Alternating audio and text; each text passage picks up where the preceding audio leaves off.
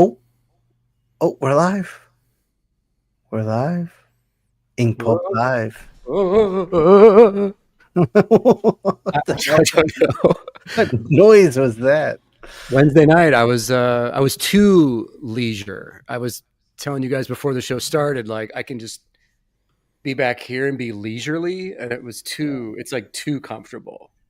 Yeah. We gotta raise the vibe. Welcome to Inkpulp Live. Jesus, There we go. Welcome, guys. Go. Big show tonight. Big show. Sean Crystal, great to see you. Jazzy Jamie Wood, fantastic to see you. All you guys in the chat that I see over there, great to see you. We're talking to you. Actual Dracula, West Coast Dave Engers in the house. Hell yeah, everyone's we know here. We know these names. Sean, just because we have such a huge show, yeah, let's do it. Do you want to jump into your stuff, buddy? Yeah. Is that cool? All right, guys. Yeah. So, do you want to start with the with our announcements or the announcements of other people? Let's start with our new magical stuff for Okay, guys, we did it. You asked for it, and we did it. We've got a Discord channel, and we've got a Patreon.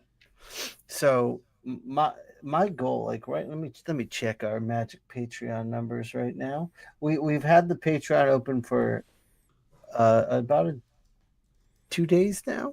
2 days, I think. Yeah, 2 days. So right now we are at 37 paid members, 61 total members. So my goal for week 1 was to get to 50 paid members. I think we can do it during this show. So let me break it down for you. The Patreon, you're going to get 1 episode a week that's Patreon exclusive of the Inkpulp podcast, in which my brother Jim is joining for. And you're going to get early access to the normal Inkpulp podcast. And you're going to get special privileges in the special Patreon only channels on the Discord.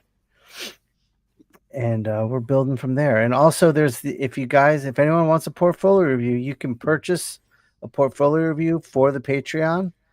The 3 of us, me, Jim, and Mateo, will record the portfolio review, and we will air that in the Patreon as well as an extra podcast episode. Yes. So everyone gets to watch everyone else's portfolio reviews, correct? Totally. So guys, we've built this. We spent a year just doing the podcast, doing the live show, and we can see the community's growing. I'm blown away by the Discord, Jim. Seeing you guys all interact together, it's crazy. It's really fun, man. I posted just today. I'm doing the new Ballpoint Slayer Volume 2, and I posted 3 cover comps that I'm working on, cover designs, and just asking people, like, which one do you like best? And it's already a fun, interactive way to get feedback from people. It's just cool, dude. Great. It's just great. It's awesome. And you guys are all sharing your work with each other and talking with each other. So it's nice to see the community, like, strengthening its bonds, not just through us, but through each other. So that's dope. So please, if you're a Patreon subscriber already, spread the word. If you're not, think about joining. Those are our big things. Description. Yeah, links to the Patreon and the Discord are in the description of this live show right now. So guys, join us over there, because it's just up and up from here. And the more we grow together, the more cool shit we can build. All right. And let me I'll jump in real quick. I've got 3 little announcements I want to do. Jim and I are going to do a big mailbag on the next show where it's just me and him. But we've got a real special guest tonight, so we don't want to take too much time. But the first one I want to talk about is one of our community members, Dominic, has a Kickstarter going right now. And the link Jamie's pulling up. Here's the Kickstarter for Pillowhead. So Dominic's, this ends tomorrow night at midnight Pacific time. So we've got basically a little over 24 hours to help our brother in arms meet their goal. So please click the link, check it out. I supported it today. It looks pretty cool. There's a page coming up I thought that looked super dope. Those woodland ninjas look like really Oh, cool. nice. I like that. Yeah, that was cool. So give our boy, our brother in arms, a little love. Go check it out. Yes. Support it. Another thing I want to talk about at OAX, some guy just walks up to me and hands me these shoes. Hot damn. Look at this. That is some effort, man.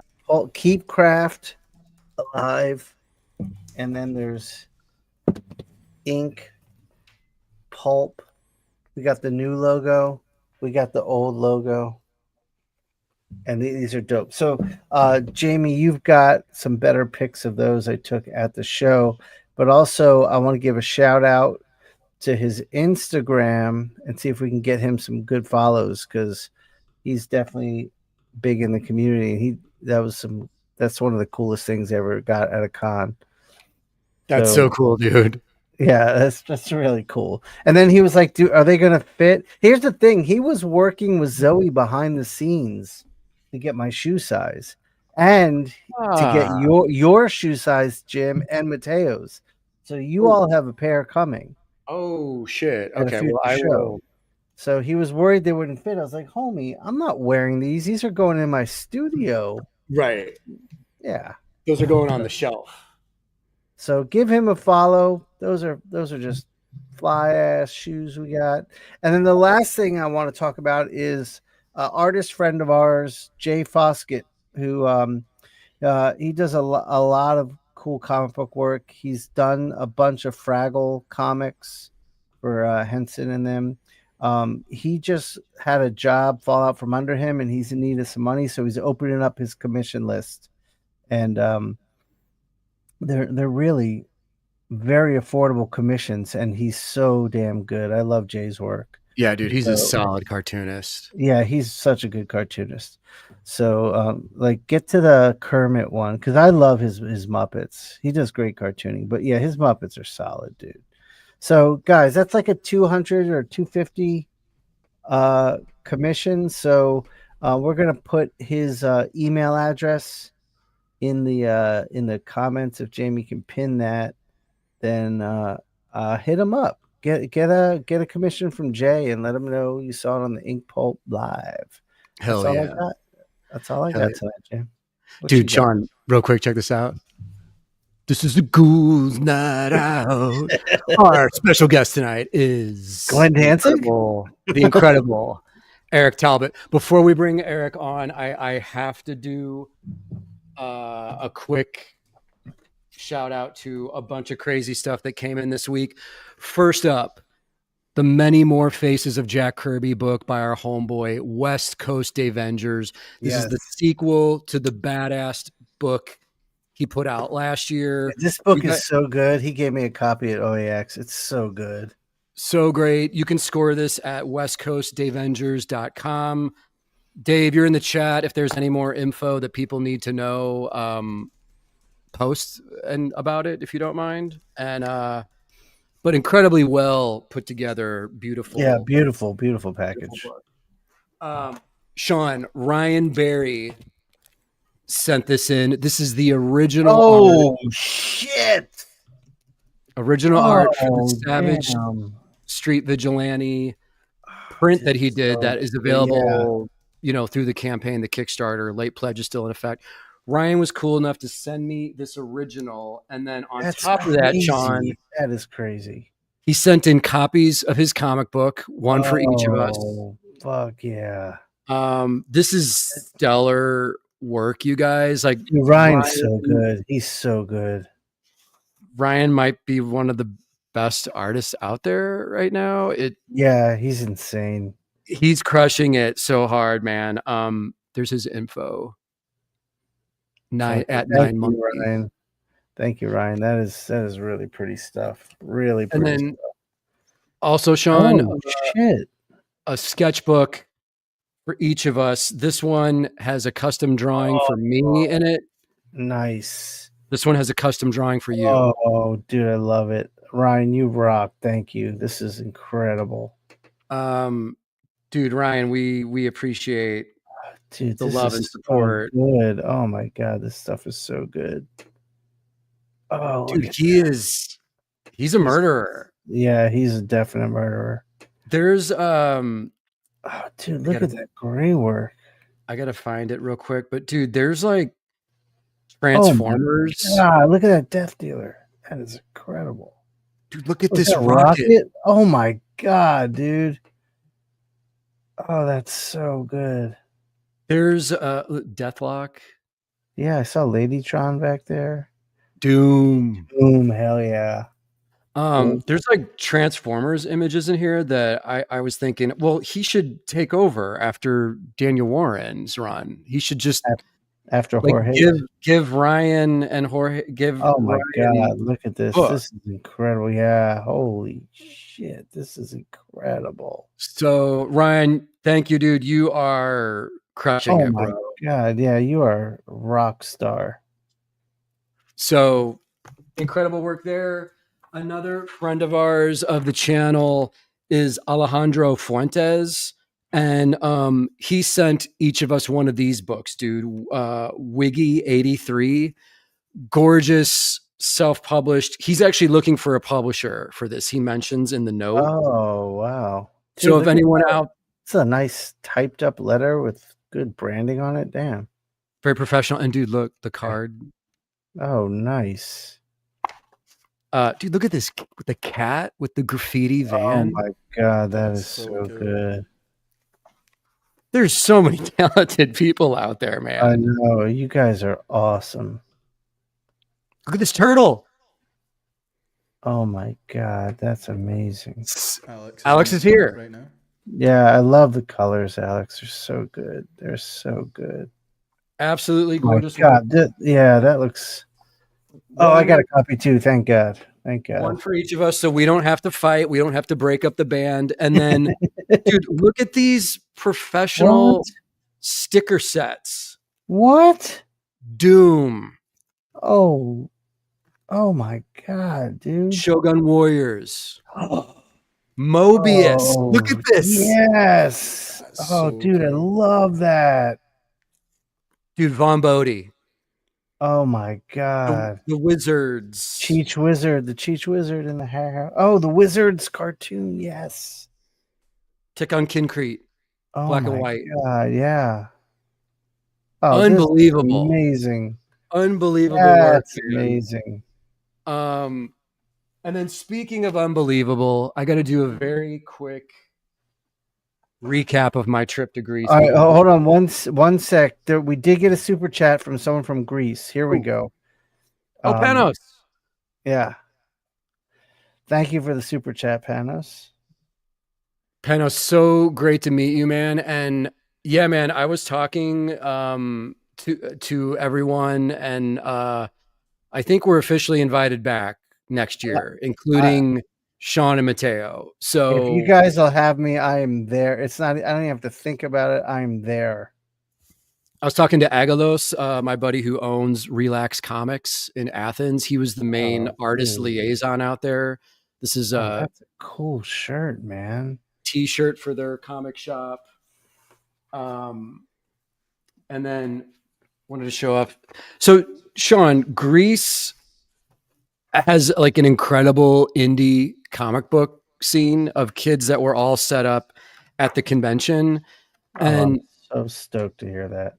This is just a small sample, dude, man. That's awesome. But this is stuff that people just came to my table and gave me. Some really dope, like silkscreen skulls. We're doing skulls tonight. A mixtape book. Oh, nice. Check out that postcard art. Oh, wow. And dude, this is a mixtape book, and each page is a different song. So it's like an actual mixtape. Oh, man. Mean Somebody to Love, Joy Division, Dead Souls. Oh, what a great idea. So fun, man. Oh, that's so cool. Oh, dude. Kuro Ninja Avenger.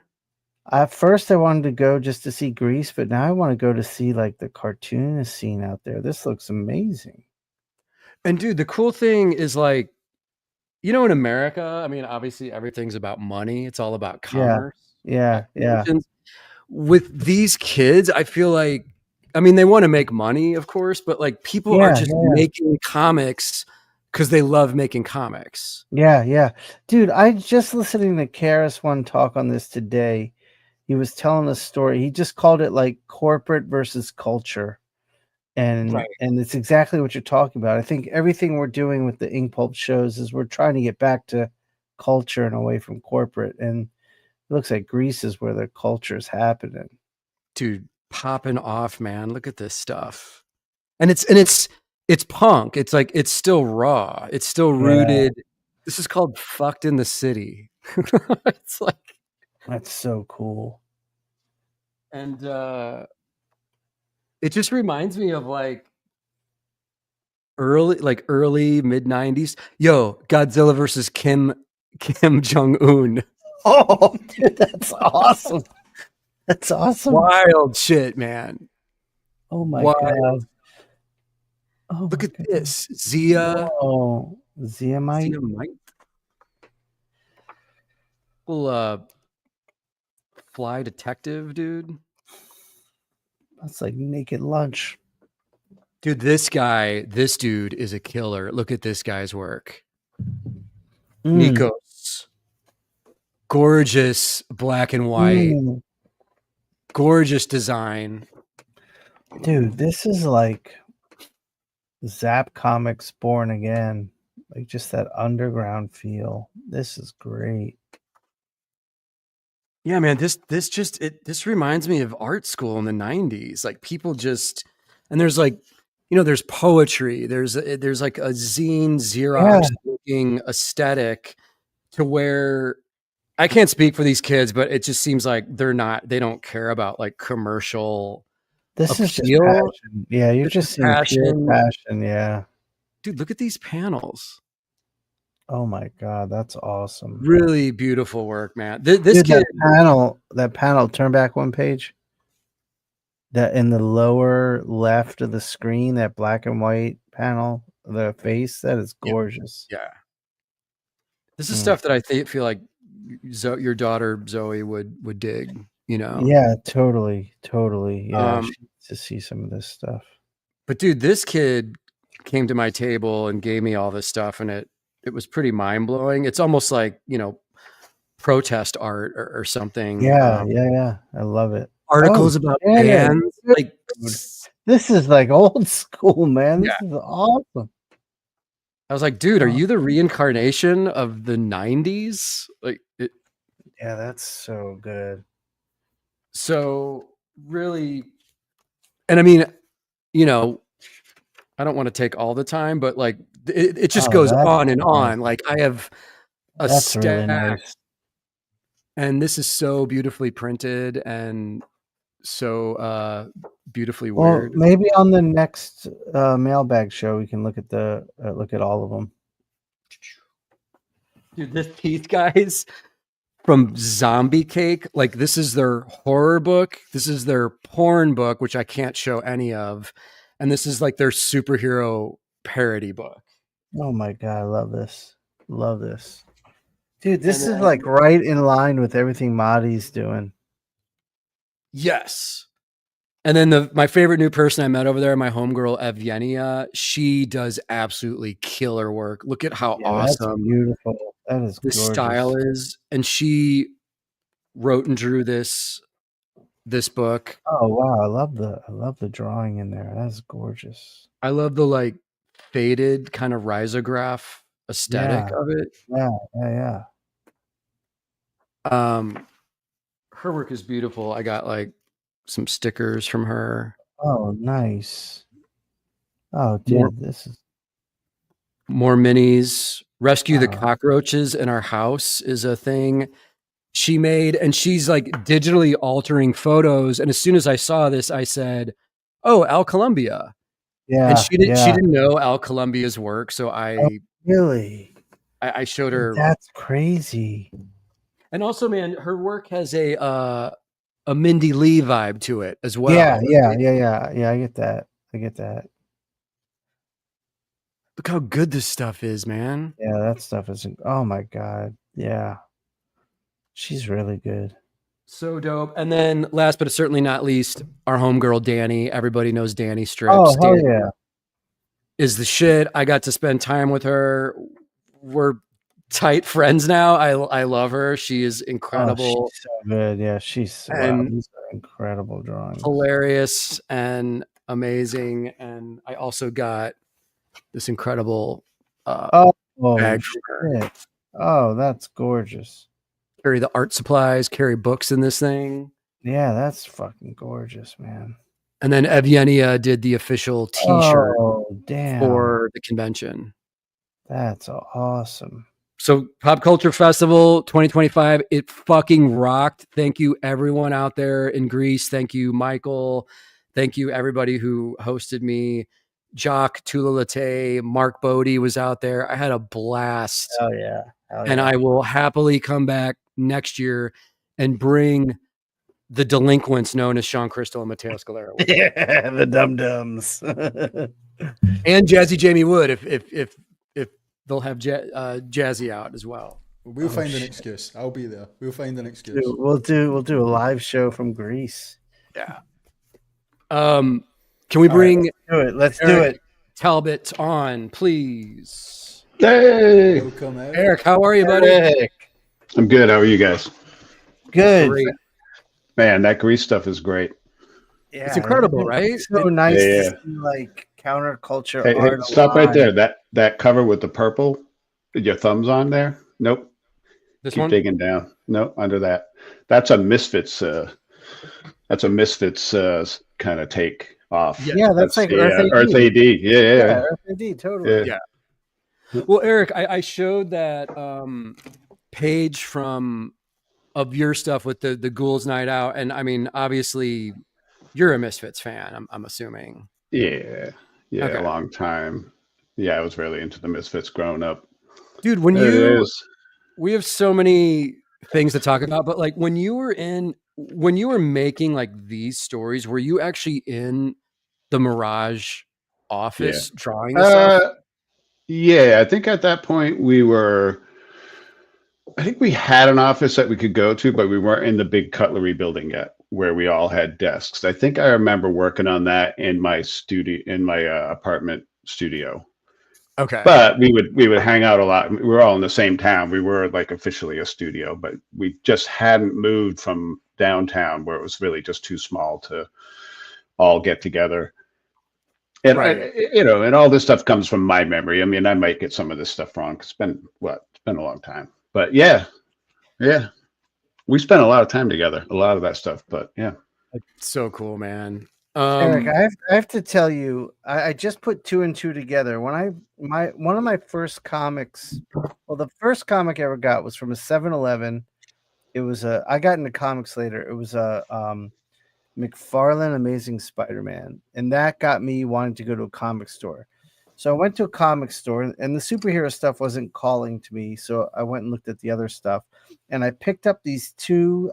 They were magazine size collections. One was a Fish Police, yes. and one was a Ninja Turtles.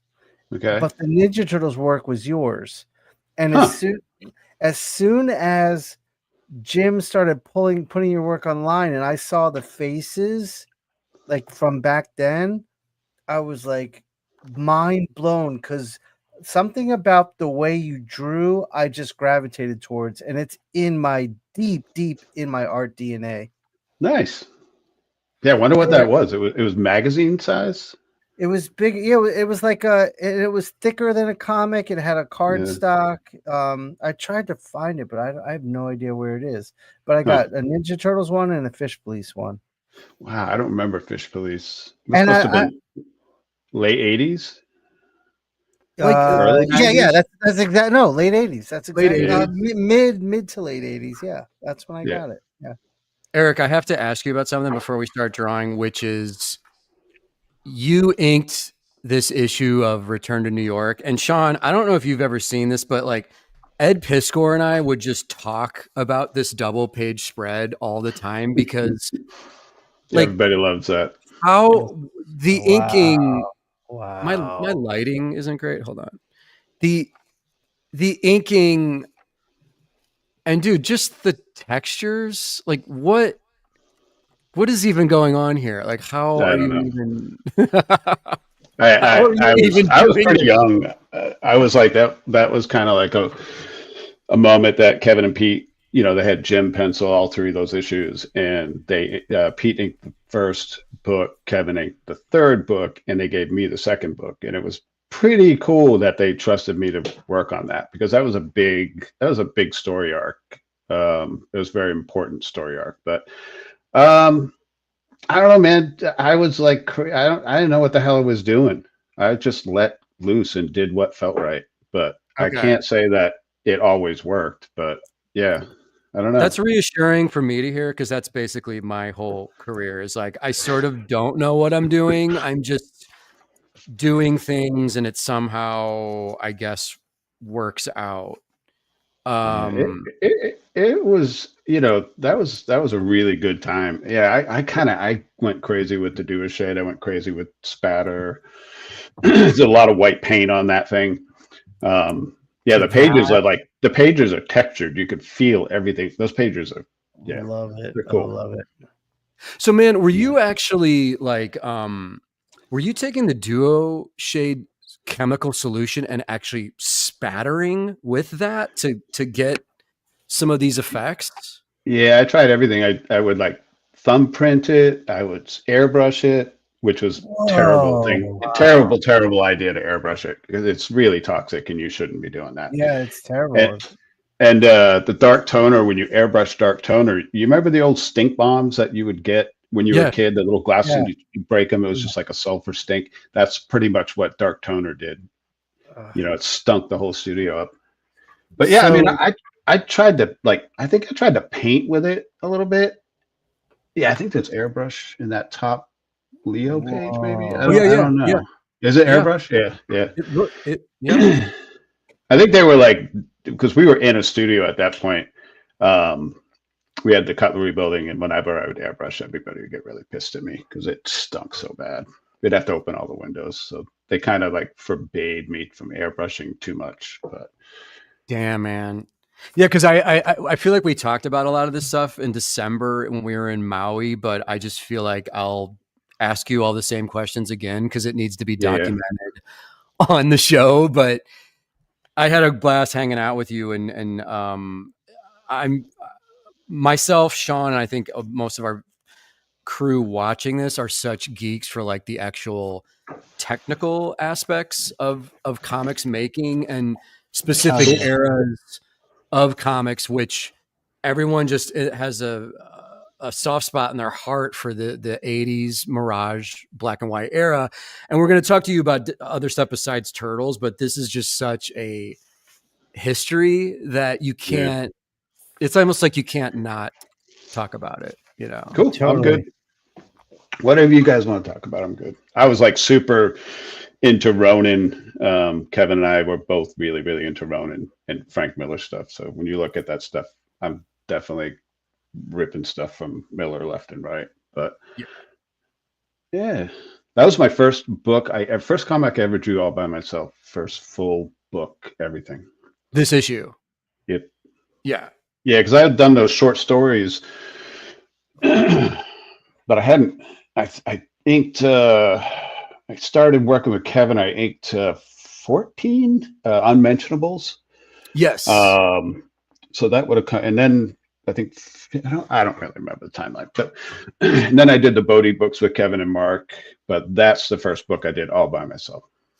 This is awesome. But you can see flip back a little bit. You can see the guy bowing and the thumbprints and everything with the duo-shade there. A lot of times what I did with the duo-shade didn't print very well. I think it looks cool, but it wasn't, it was kind of pushing it a little too much with that because it's just newsprint. But right. I mean, I lucked out a lot. If anything looks really cool, it's probably luck. So so that our audience understands, because I don't know how many of you guys know what duo-shade is. But you had to use the specific paper, and you had two chemicals, And when you applied one chemical, you get lines that would show up going in one direction, parallel lines.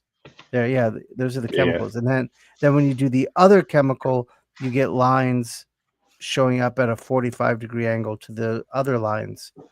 And Right. between so you basically had 3 different patterns you could make with it, and you just painted it on.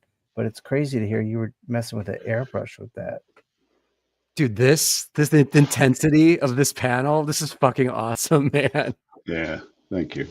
You can see the Yeah, Miller. I mean, you can definitely yeah. see the Miller, but it filtered through the black and white lens of the Mirage aesthetic. And this is just ridiculous. Like, that's so cool.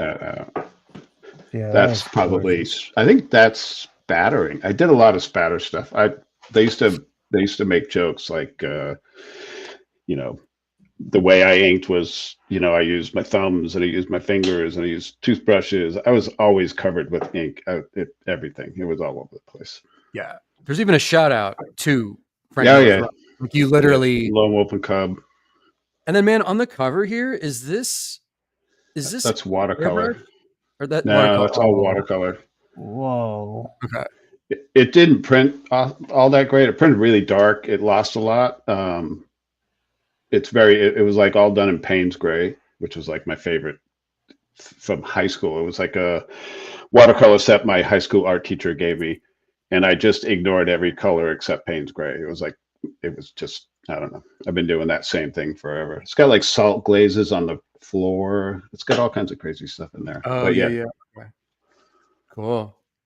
Damn, and I figured out the other day I was looking at that because I have the original in my studio here, and I also have, you know, the Frazetta, the Lord of the Rings portfolio. Yeah. Yes. Familiar with the Frazetta Lord of the Rings portfolio? You know the scene where the Nazgul he's got the big axe right up and he's ready to come down on Arwen or whatever. If you flip it, I'm like looking at that, and then I'm looking at that, and I'm like, oh shit, I just ripped off Frazetta completely for that cover. Oh, Like, right. if you flip the cover, the executioner guy is totally from that. So. Oh yeah. Yeah. It's just, you know, certain things stick in your mind subliminally. Like, you don't even realize you're ripping things off. It just sticks with you, you know. Yeah, without a doubt, Frazetta had that effect. I mean, Frazetta was so important to everything with me. So. And then, man, working with Bisley, I mean, I guess we could draw God. and talk at the same time, but like working with Bisley, it has to be a whole other story. Like, this has to be a whole other situation. Like, this is you doing, you did inks? So we started, Kevin and I started Melting Pot. When I first started coming down, he had drawn the cover of Gobbledygook, which it was kind of like a melting pot like scene, and I kind of dug that image, and we got going on Melting Pot. We just started hanging out, talking about Heavy Metal Magazine, talking about Richard Corbin, talking about you know, all the different things that went into what Melting Pot was. Right. And so we started it, and we didn't quite finish it. It had its kind of hiccups, and at one point we kind of separated a little bit. But Kevin wanted to finish it, so he brought Simon on board because he had met Simon. And then Simon, at some point, Kevin and I would go over to Simon's house. We went, I think, two, 3 times. I can't remember now, but we would just go over there for a week and work on that stuff together. And it was like kind of crazy. It was cool because Simon, you know, that's amazing. And I remember the ad, seeing this as a kid and being like, oh shit, brand new series. Yeah, I remember that. Just Kevin and Eric doing this. Yeah. So, you know, with Mirage, it was like you would get ads for books, but then sometimes the books would never come out. Yeah, it was the Mirage way. A lot going on during that era, man. Like a lot to, you know, and those guys were handling all the Turtles merch, obviously, and everything, like all the crazy Hollywood shit and cartoons and in the first few years it was you know, we hung out a lot. We spent a lot of time together in the studio working and talking and, you know, working on our pieces. And but as the Turtles grew in popularity, of course, Kevin and Pete just it changed. They couldn't be the same people they were when we started working on all this stuff. So it's just what it is. You know, turtles Makes got sense. big. They got huge. Yeah. Should we? I'm gonna draw here, I guess. Yeah, I let's will try. too. Is that what we So- do on the show, Sean? I think so. Or maybe we should try it. See how it goes. All right. Something new. Let's try messing with my so- camera here. Yeah. So tonight we're drawing skulls. And that Eric, was that your idea to draw skulls? Yeah. Awesome. I think Always. Jim suggested it, and I said, of course, that's always. I think it was one of the first themes Jim and I talked about having, and I'm glad we're finally getting there. So yeah, let's look at Eric's. So this is Duochet paper for anybody that's interested in what Duochet is. Nice. This is it. This was the 232. This was my favorite. Basically, there was 240. There was 232. Was the two patterns that we used at Mirage. But 230 was my favorite. It just, 240 was a little tighter, if I remember correctly. But yeah, I mean, I don't know if you can see this. Anybody that's interested, you can see this kind of white line here. The interior stuff is where the pattern is printed on the paper. And this white line is just the edge of it. So if you take the developer and go into this, nothing will happen. But I'll ink this a bit, and then I'll show you guys what's going on. I'm so glad we're documenting this. That's awesome. Yeah. Cool. In real time. We got a $5 super chat from Chris from Comics Tropes saying, Chris, thank you. Did Eric base his April O'Neil off of any actresses or models? She looks so much different than her cartoon version.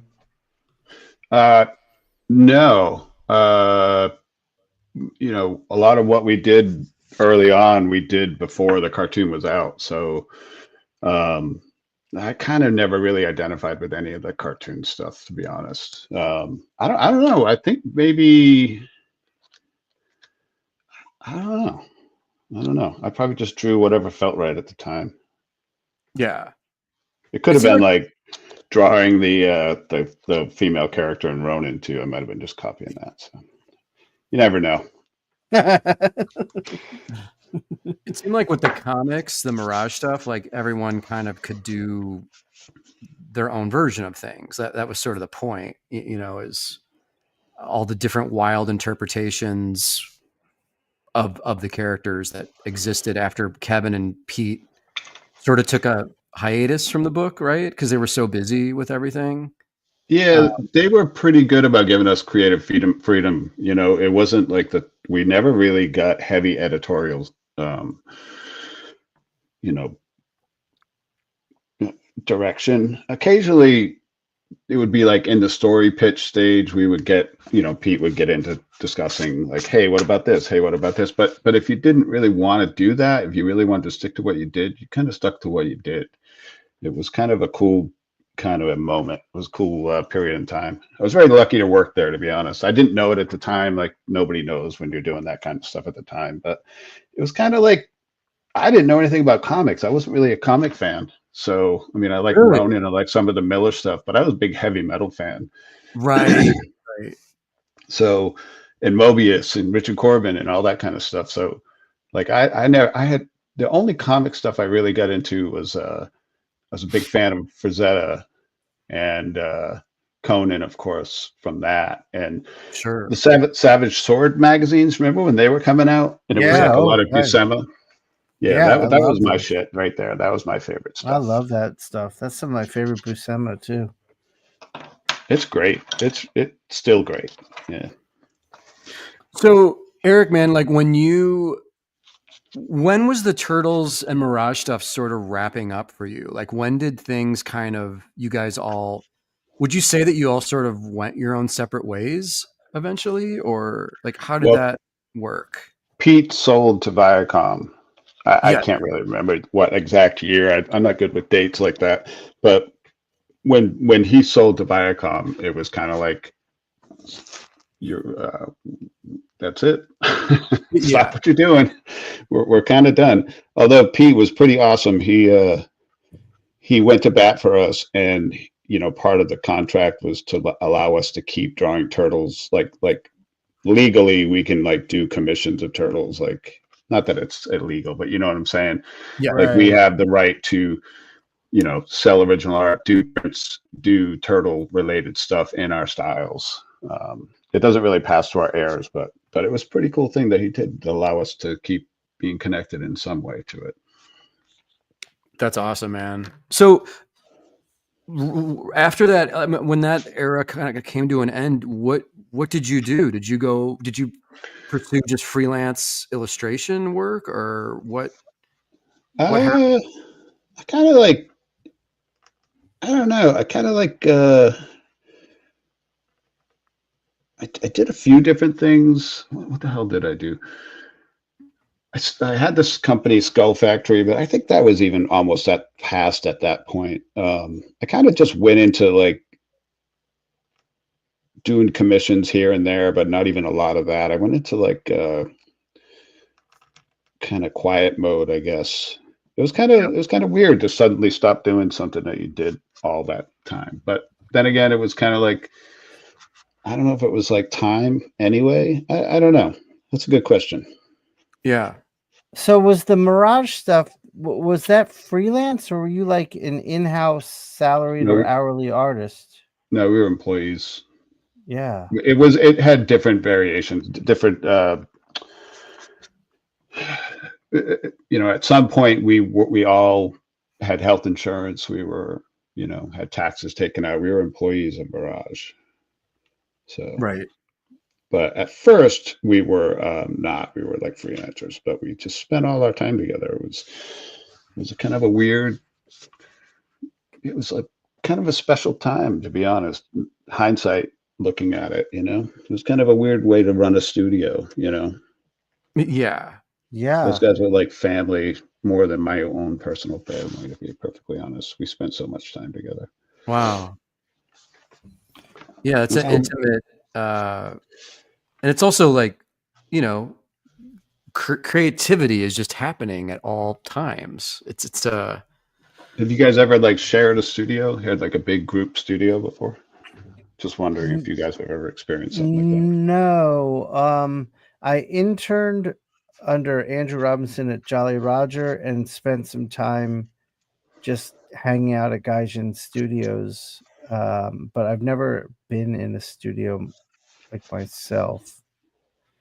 Yeah. My only experience with that was in art school for 3 years straight. I lived with different roommates and including like the incredibly talented Mike Huddleston and Nathan Fox, and basically our house was just a 24-hour art making factory. So that was so inspiring, man. And we all lived together, we partied together, we all would watch The Simpsons together at night and eat dinner, and then the studio time would happen.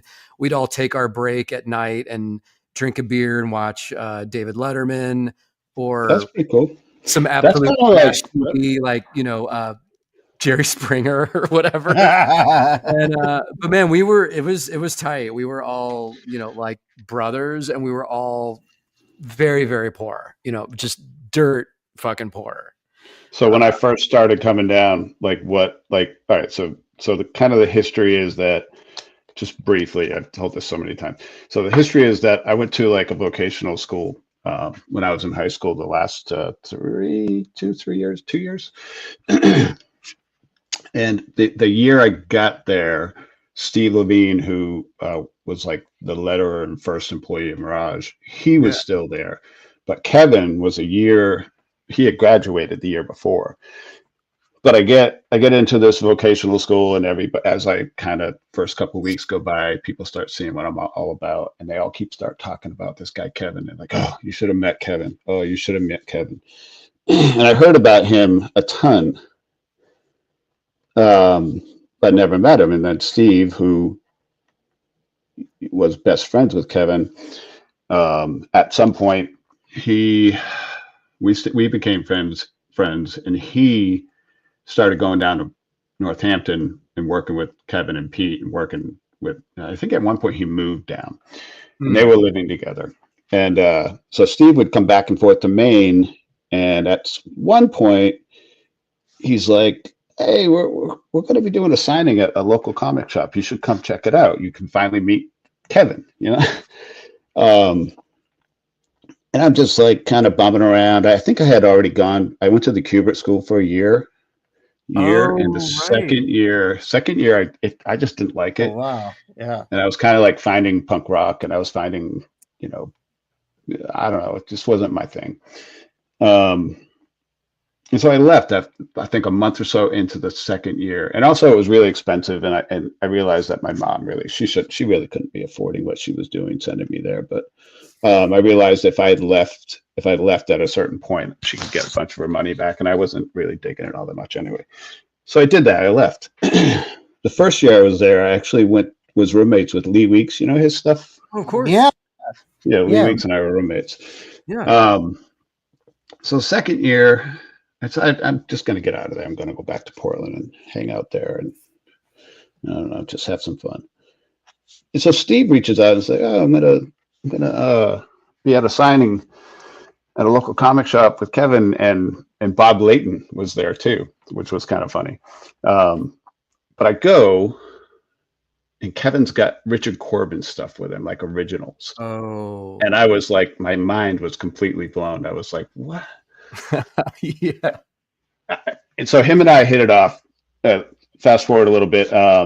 At some point, Steve was heading down. I came home and he was heading back down to Massachusetts. And I just, for a while there, I would just jump in the car with him, ride back down, and spend like a week hanging out at Kevin and Steve's house. And that's what it was. We would just spend all day drawing in the house. What you're talking about, Jim.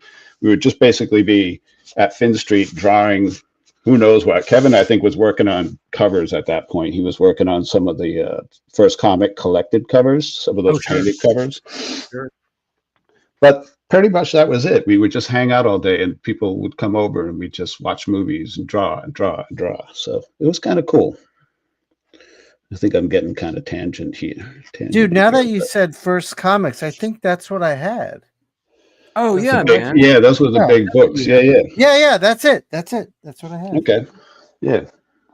It's funny, Eric, because like when we were in college, it was the 90s, and like being poor and whatnot, like there was really nothing else to do. So, I mean, even though we were very disciplined and we were loving being at home and all encouraging each other and getting work done, there was really nothing else going on as well. Like, you know what I'm saying? Like there was way less distractions in life back then, I think. Yeah. But it's cool. It's cool that you found a bunch of people that were all into art and doing art. It's like the stuff I was doing up in Portland at that time, working in kitchens and playing music, and, the art side was pretty much just me. So that's one of the things that I really gravitated to when I started coming down, hanging out with Steve and Kevin and meeting Jim and Ryan and everybody is, I started really looking forward to those 3 or 4 day or a weekend, whatever they were, that all I did was hang out and draw with friends and watch them draw too. 'Cause you learn so much from, doing art with other people. Oh my God. Yeah. Because I learned more from my roommates than I actually did at the school.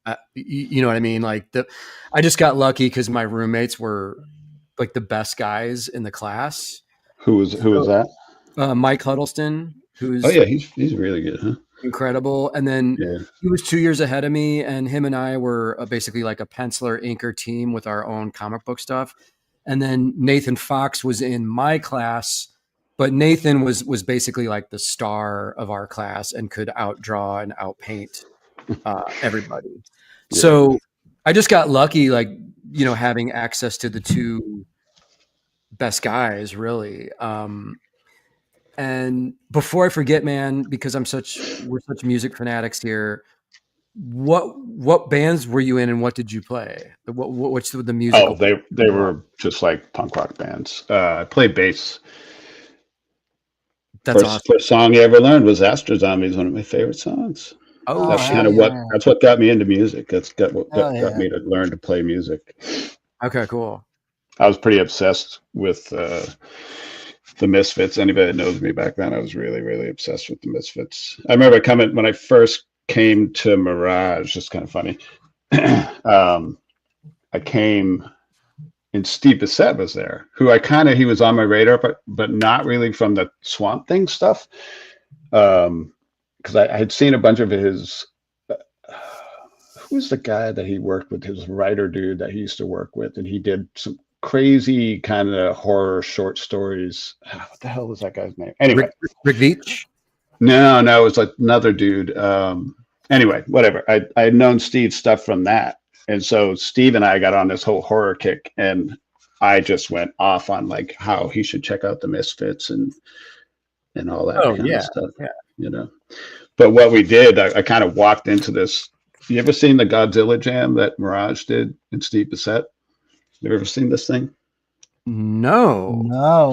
So oh yeah, it's like Steve, who was amazing. He's always been one of my favorite people. He was so generous and nice. So I walk in, here's a guy just walks in with Steve, who was, I think, on a pot run or whatever. Anyway, walk into the studio, and Steve's like, here, take a piece of paper, draw, what's your favorite Godzilla character? And at the time, I was really big on, remember the Frankenstein, Godzilla Frankenstein? I don't know if it was a movie or what the hell it was, but it was this really weird kind of little Frankenstein guy that would fight Godzilla. Anyway. Yes, I vaguely know what you're talking about. Yeah. So he's like, all right, well, draw it. We'll include it in the jam. So basically somebody had taken and laid out a big jam piece, and everybody drew a character from Godzilla and put it all together. And he let me in. Actually the first thing I ever did that got published, I would say, at this point. Thinking about it that way. Yeah. Wow. Yeah, it was pretty cool. That's what Mirage was like back then. It was just a bunch of people. I don't know. There was no other way to do it, I guess. Everybody just was kind of having a really good time. People hanging out, and it sounds like encouraging each other, and having fun, and all in the spirit of like making fun, cool shit, basically. Yep.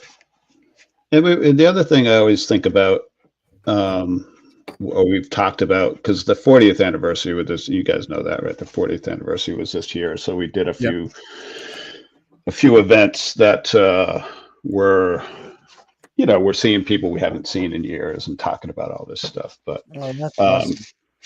Some of the stuff that we ended up, some of the core group guys talking about, at least myself, got on this kick of like how strange, how weird it was. Like if you took a look at the group, you looked at Pete, you looked at Jim, you looked at Ryan, we couldn't have come from more different backgrounds.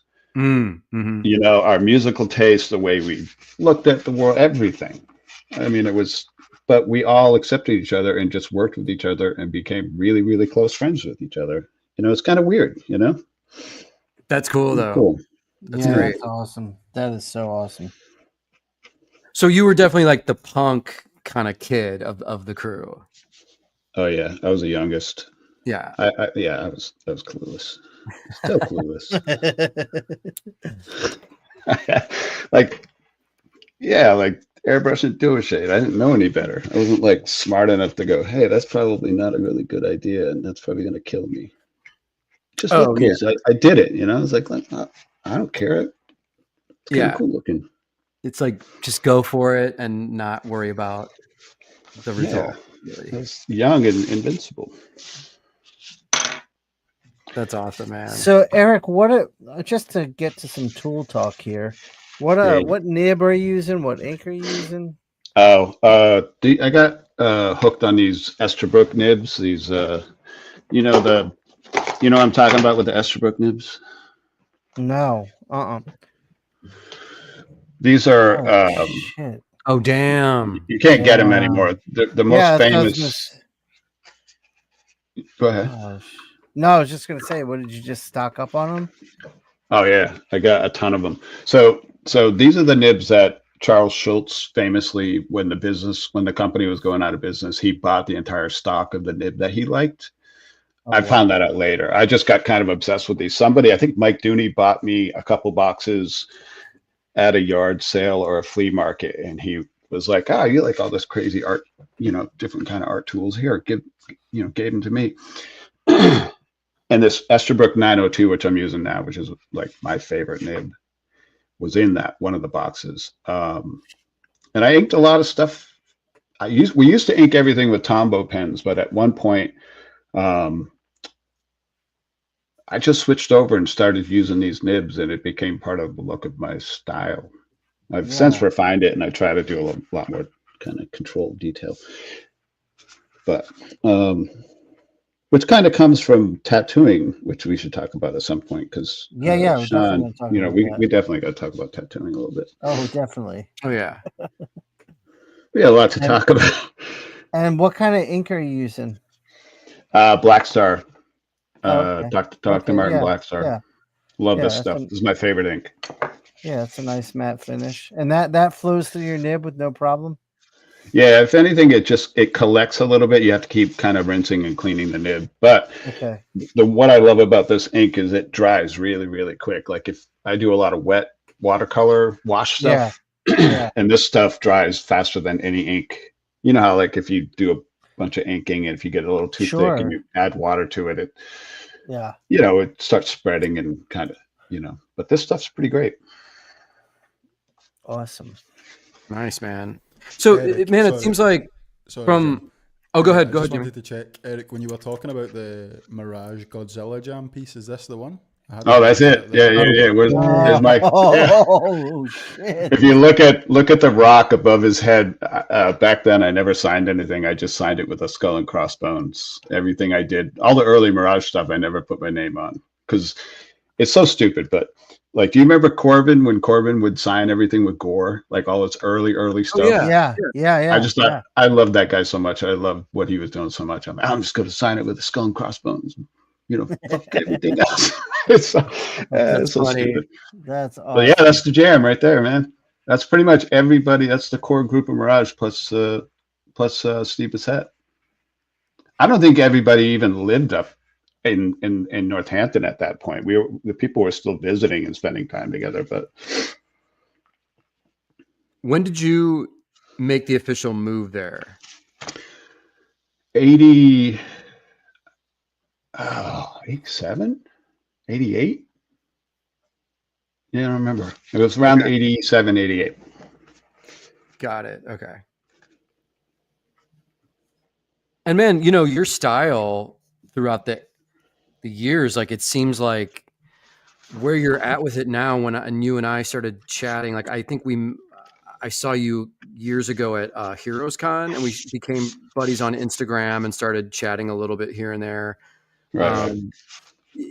You made an evolutionary change in your style for the better. Like a lot of artists, sometimes they kind of, like might lose things a little bit or lose muscle memory or ink skills, hand skills, whatever. And it seems like you just tightened up and freshened up at the same time. Like your work has an ultra fresh, like cartoony vibe to it, but also the technical ink. So at one point, like I tell this story occasionally. So at one point, like if you work on a property like the Ninja Turtles and it becomes your identity and it's so big, I think at some point in the process, there's other stuff going on too, but this is ultimately what happened for me. At some point in the process, it was like, I don't know, man, if I drew this with my left hand, people would still tell me it was great because it was a fucking Ninja Turtle, So is it okay to swear? I swear. Yeah. Fuck yeah. But it, you know what I'm saying? It's like they don't really. I'm not sure they care. And we were also known as a group as the Turtle Guys. We weren't really known, like we'd go to shows like, oh, the Turtle Guys are here. It wasn't like, oh, Eric's here, and Jim Lawson's here, and Mike Dooney's here, and it just kind of at some point I felt kind of like, I don't know. I just felt like I needed a change or something. So yes, I I Yeah. definitely glad you noticed that because I definitely poured myself into. I tried to like step back and relearn how to draw, or I don't know if it's relearn or you also don't grow at some point when it's too easy. You know, when life's too kind of comfortable, you kind of stop Right, growing as an right. artist. So I don't know. Yeah, it's interesting. I brought it up, man, because like when I was a kid, I always gravitated toward your stuff in the Mirage era because you were like the scratchy punk, Yeah, like Bill Sienkiewicz guy to me, and then you became a refined, but also still like ultra fresh style, like great character designs, great shapes, great cartooning. I mean, just the image you're working on right now, Yeah, it's it's like so good. the So good. shapes of it are almost like pus head mixed with Yeah. yeah. Metallica album art mixed Oh with, yeah, without a doubt, Pushead had a huge influence. Like, you but know, yeah, I grant. Yeah, it just seems like you were successful in figuring out a winning formula with how to change, evolve, and I'm assuming still have fun with your work. I love drawing. Well, I've always loved drawing. It's like never been a job for me. I mean, That's the great. only time I really like don't enjoy drawing is when like when it is a job that you're like, I don't know, like in tattooing. How's the best way to explain? Like, like if you get tapped to draw a character for something and you're like, oh, they like my style, they want me to draw this, and then they give you a character, you're like, why did they want me to do that character? Yeah, You know what I'm Yeah, saying? yeah, And you just holding yourself holding yourself back. You're not putting, like when you're drawing in your sketchbook. I don't know about you, Jim. You kind of just seem to let loose. That's what I dig about your work. You just kind of let it flow, and what comes out comes out. It's pretty impressive. But for me, it's like sometimes I feel like I'm like even when somebody says go crazy and do what you want to do, I kind of hold myself back, and I'm like, oh, I don't know. I don't know if I can do that. You know what I'm saying? right. So I don't know. I don't know. I see what you're saying. I'm also kind of losing what we were talking about.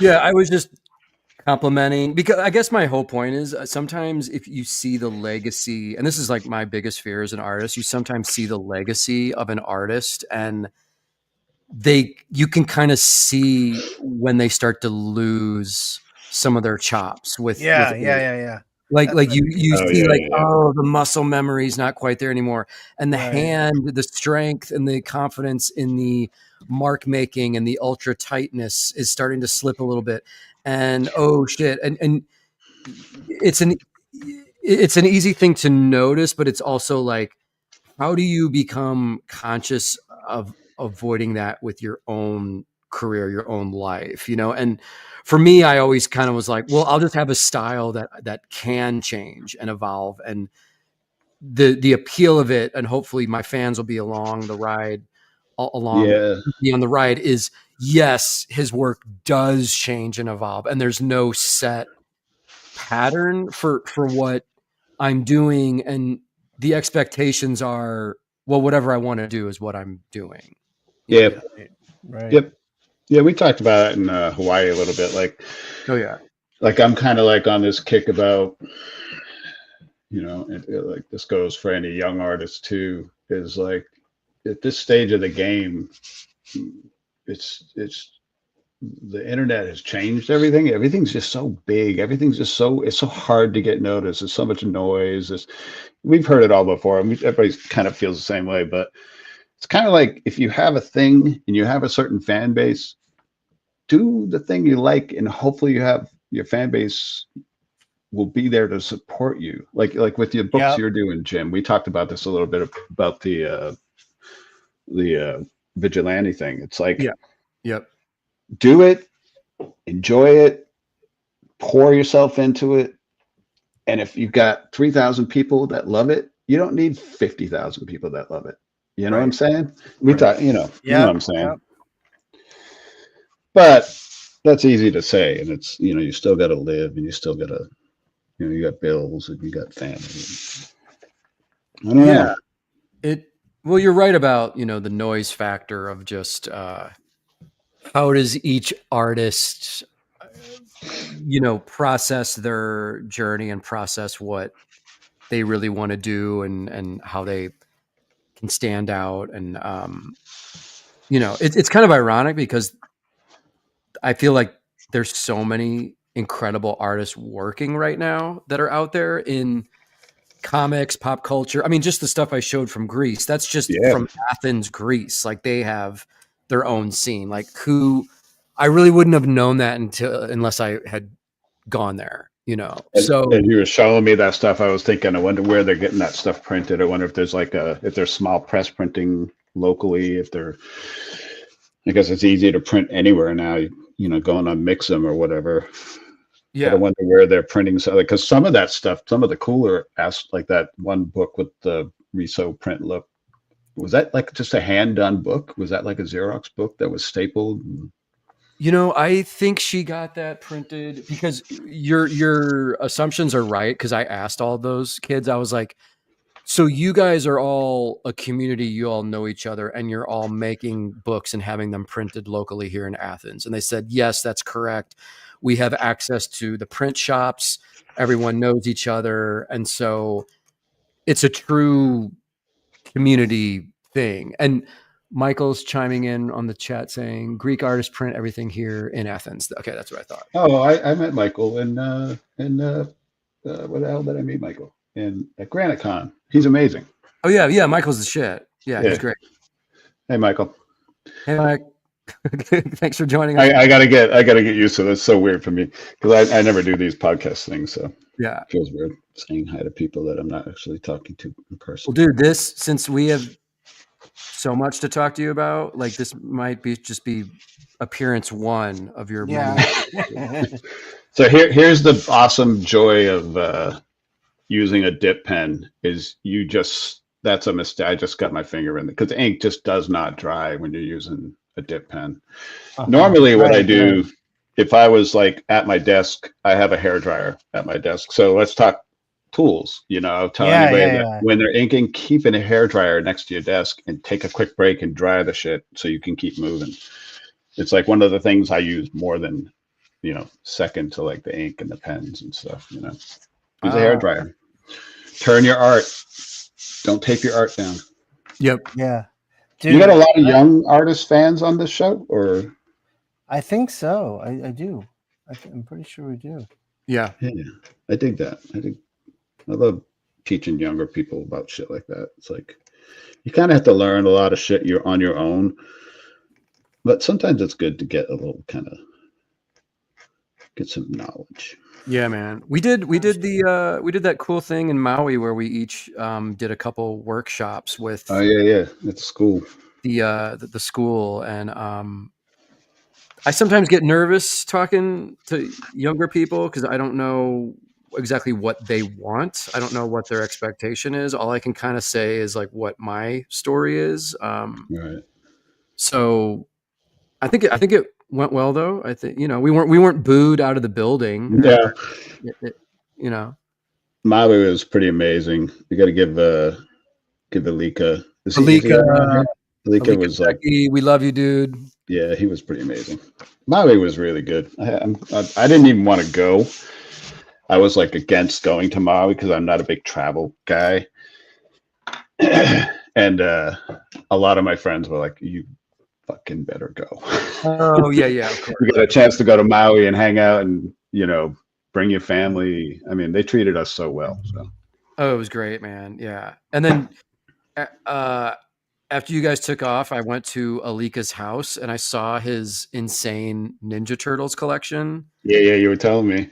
And he has like one of everything. It's you turned him on to it's crazy. Was it Martin Eman piece or something like that? Yeah. Turtle story and heavy metal. Yeah. I think the thing I wish I had seen was he was talking about he had just bought a big thing of rock posters, was it? Yeah, he bought you know what I'm talking about? Like a retro collection of right. Stuff from the 60s and 70s, and man, there was some crazy shit in there. But he said he got a Spain original was mixed in. Yeah. The Which people I selling would have it, loved to have seen that, man. it was gorgeous, man. And the people selling it didn't know what they had. So they had the silkscreen print of the Right, Spain right. image, and then under a couple versions of the print was the actual original. And Alika, is an honest guy, and he told them, he's like, you guys have the original here. Like, I just want to let you know. He's like, I'm buying all this shit regardless, but this has value. And I don't know if they really understood that, and they wound up just taking what he, offered them. It was a fair offer, but Yeah. it's just funny that people out there could be selling shit that they just don't even know what they have. Yeah. I don't know, man. Something like us. I don't think I've ever seen a Spain. I saw a lot of original art. We talked about that a little bit, Jim, how Kevin was buying so much original art. That's another cool thing that I got to experience is through the museum that he opened up. I got to see so many Richard Corbin pieces, so many Jack. I mean, I wasn't even a huge fan of Jack Kirby. Pete got me into Jack Kirby by just kind of like keeps giving it to me. He keeps showing it to me. Yeah. And he turned me on to like the New Gods stuff. He started buying me all the big collected books. We'd go to conventions and he'd come back to the table with a pile of Kirby stuff. And I'd go, all right, I'll look at it. Right. And but you could go in there and you could see a big freaking, I don't know, Mike Royer piece. You could see a Sinnott piece. You could see, I don't know. That stuff's pretty amazing. It was really cool to see all that art. And that was what was the name of the museum again? Was it the Words and Pictures. Words and Pictures. Yeah, it was right downtown.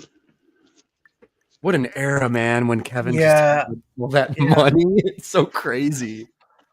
Yeah, he bought a lot of really good art. He had some pretty. Dude, great stuff. Him and I had similar like tastes. So like he would buy shit, and I'd be like, yeah, keep getting that. Yeah, get more Corbin. Well, Eric, you can attest to this, but Kevin Eastman also bought like a fucking tank, right? He bought a tank. Yeah. I think the way it was April bought it for him as a birthday present. Oh shit. Yeah. And we proceeded to like drive it through the woods and knock trees down and do stupid shit like that. I drove it at one point, but I got to tell you, it's like driving a tank is not awesome when you're big. It's not comfortable, so you're kind of bouncing around, and you're just connected to like so much metal that it's not awesome. I was like, get me out of this. This thing's beating the shit out of me. There's a photo of like him and Bisley like in the tank, and it's so funny, the overindulgence of just. Yeah, see, I remember reading about all that like through magazines and articles, and it was so foreign to me. Yeah, it was kind of weird to watch. It was odd. I didn't come from money. My family was pretty poor. So I don't know. It was kind of an education, but I was young. I was pretty naive. I didn't realize what was actually. It was a pretty crazy way to grow up, to be honest. And I really kind of did grow up kind of with the Turtles. Oh yeah. I left. I was working in kitchens and left that, and just suddenly, because I came down before the show. When I was first starting to come down and hang out was when they would get stuff coming in, like it would be the first episodes, but there'd be no sound, or there'd be no music, or there'd be like, I can remember, I think at one point they got like a cassette tape with theme song takes, and there would be like a country western theme song take, and there would be like, I don't know, something else, and then just, and eventually the one that became that one everybody knows. But like I always tell the story, people would ask me what I did for a living when I was working down there, and I'd say the Teenage Mutant Ninja Turtles, and they'd be like, what are you talking about? And they had no clue what we were talking about. And then at one point, the first 5 episodes started airing, because they did it kind of, you remember when He-Man came out, they did like a 5 episode Oh, sure. like syndicated, and they just kept playing it over and over, and that's kind of how they did it with the Turtles. They did that first 5 episodes, and then like a month, 2 months later, they do it again, until they sold and got. I mean, this is also coming from my lens. This is how I remember it. It might be different, but they sold it and they got more episodes. So at one point, I was buying a car, and the people were like, "Oh, what do you do for a living?" Making small talk with her, dealing with the financial people. And I started saying Teenage Mutant, and they finished. They were like, Ninja Turtles, and it was kind of shocking to me because I was like, "Wow, well, how the hell do you know about that?" Nobody knows what the hell I'm talking about. Yeah, it's like their kids collect the toys now or whatever. Right. Yeah. That's crazy. Anyway. Yeah, in 87, I bought issue 10 off the rack at the comic shop, and I brought it to school, and it was right before the cartoon. And so no one knew what it was. So I was like in my mind, I was like the cool kid at school because I had this secret that no one knew about. And I would show it to people on the playground that weren't even into comic books, and they would be like, "What the fuck? Ninja Turtles? Like what?" And they'd look at the book and be like, "This is actually really, really fucking awesome. Like, holy shit." It was so silly. It was such a silly concept. I mean, they tell the story. You've probably seen the interviews. Like they were working on Fugitoid, I believe. Yeah. And that was the kind of goal book to finish Fugitoid. And at some point, as the story goes, they just got going on this drawing that they did, and they jammed on, and then it was like, oh, let's put Fugitoid down. And again, this is how I remember it, but it was like, let's do this one shot, and the rest is history, I guess. Yep.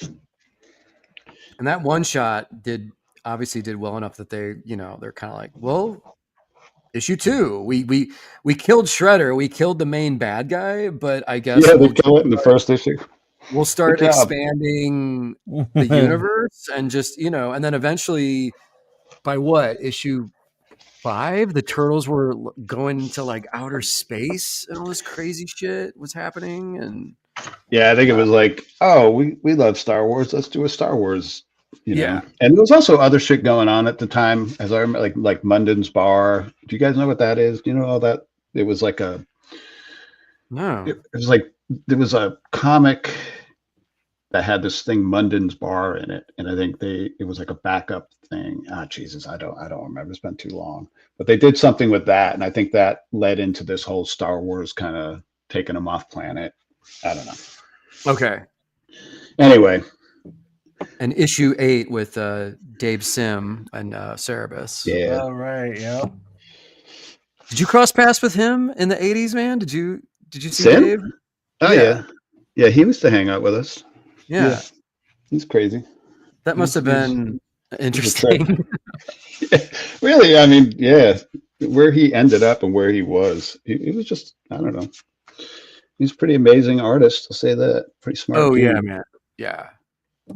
Yeah. Regardless of what people think, I mean, just the artistry of what he did with Cerebus is astounding, Yeah, tried doing 300 issues and keeping it looking like they kept it. I mean, Gerhard, obviously. Gerhard was awesome. I like that guy a lot. Yeah, him and his wife. I had a group dinner with them years ago at a show, and they're the sweetest people. Yep. Just so I saw Canadian. him at some show at one point, and him and I were like commiserating because it was like I was like Kevin's sidekick and he was Dave's sidekick, and because I did a bunch of inking for Kevin, a bunch of drawing for Kevin. Kevin and I were really good friends. Yeah. Kevin has, like family, things change. You grow apart. Oh yeah. Years go past. Anyway, let's not get into that kind of stuff. Sure. Well, I was going to ask a follow-up question, but I won't. Oh, you can. All right, go. What do you got? Well, it was just going to be, so you guys you don't speak that often currently, or Yeah, he just lives cross country, and I mean, I have my own life. I don't really, I tattoo for a living now. It's just, I don't know. You just grow apart, Yeah. And it's I want- entirely not, I'm not saying it's his fault either. I mean, I had my moments, you know, I was too young to go through some of the shit I went through back then, but, you know, I don't know, you know? Yeah. All right, let's talk about tattooing. Oh yeah. I'm wanting to get into this. All So right. you've been tattooing for how long now, Eric? 4 years, you said? 5 years, I think it is. I was trying to do the math and go back. I think it's been 5 years, but then COVID was mixed in. I don't know. It's like I came out of my apprenticeship and I started, I think just like October, November, end of October.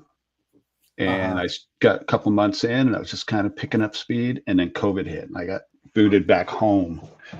And if, you know, you tattoo, Sean, how, you know, you have to tattoo to get better. You can't practice that art Right. at home. You know, you could tattoo fake skin, you can do all that shit, but fake it's nowhere skin near is the same. awful. Yeah, it's terrible. awful. So what were you doing before tattooing to make a living? Nothing. I was doing like commission stuff. I'd go to conventions, sell art, stuff like that. So how long were you living like that? Long enough to like turn into a little bit of a hermit. By the time tattooing came along, I really, really needed to get the hell out of my basement and get away from, you know, hanging out with my dog every single day, which I guess is kind of like the comic, you know, the life of a comic artist in a lot of ways anyway. Yeah, but it is. I came from a studio, you know, Right. you know what I'm saying? Going back to it is like, I came from being in a studio and getting up and going out to a place every day. Right. To work. So it wasn't healthy for me mentally to I honestly it's not healthy generally. No, it's not. So how did tattooing come about? Like how did the opportunity come about? So I've always been into tattoos and into tattooing. Like one of my only turtle toy is a tattoo character. Did you ever see the character I designed? It's like a big sumo looking guy that you do rub on tattoos. Like it was shipped with like a little sheet of flash that you would stick on this character. No way. So I've always, that sounds awesome. Yeah, it's kind of silly, but you know, it was lucrative. It was cool to design a toy. But anyway, how I got into tattooing, it was always kind of on my radar. From when I was a young kid and I got my first tattoo. It was always possibly in the cards because, you know, you look at my art and you look at the art style and everything, and you can see it. I mean, there's a connection there, but it just never came together because I was doing turtles for so long. Right. And after the sale, I kept getting requests to come hang out at a tattoo studio in town. They would invite me to come for drawing nights. I somehow got on their radar and I just kept blowing it off because I was like really in hermit mode and I wasn't comfortable with being around people and stuff. And at one point, Tony Moore, you know Tony Moore's work? I'm friends with Tony, Tony's great. So I didn't even know who he was, but this artist friend of mine was like, "Oh, I really want to go to this tattoo studio. Tony Moore's in town." I'm like, "Who's Tony Moore? I don't know who that is." And he's like, "Oh, he's Walking Dead guy, but I don't want to go alone." So he talked me into going. So I finally went over and I met Tony and I met a bunch of the tattooers, and they talked me into doing they had this live artist show, interview show that they would do online.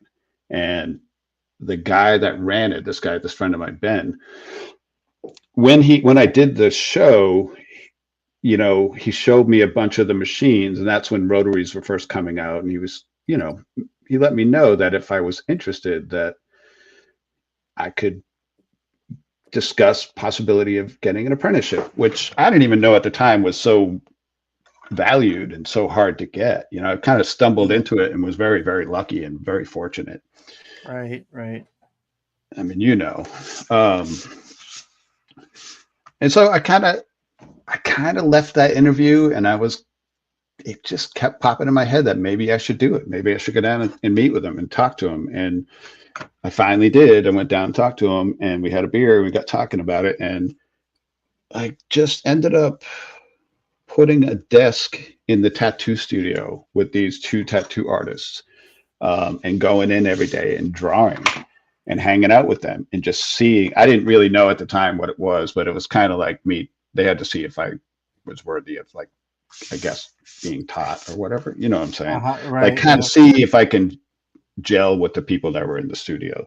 Right. And also at the time, I didn't realize it, but the studio was filled with some really talented tattoo artists. But again, me being me, I had no clue. It never made the connection. But yeah, one thing led to another. I ended up working with the guy that does my work here. I ended up being in a room with him, and I ended up shadowing him and spending a lot of time watching him tattoo. I spent like a whole summer watching him tattoo, and it just kept going from there. And yeah. Nice. So how were you making ends meet that summer? Well, I was doing a lot of commission stuff, basically. Oh, I would okay, just do, okay. I would do commission stuff. I got you. Yeah. So And how long then- did the apprenticeship last for you?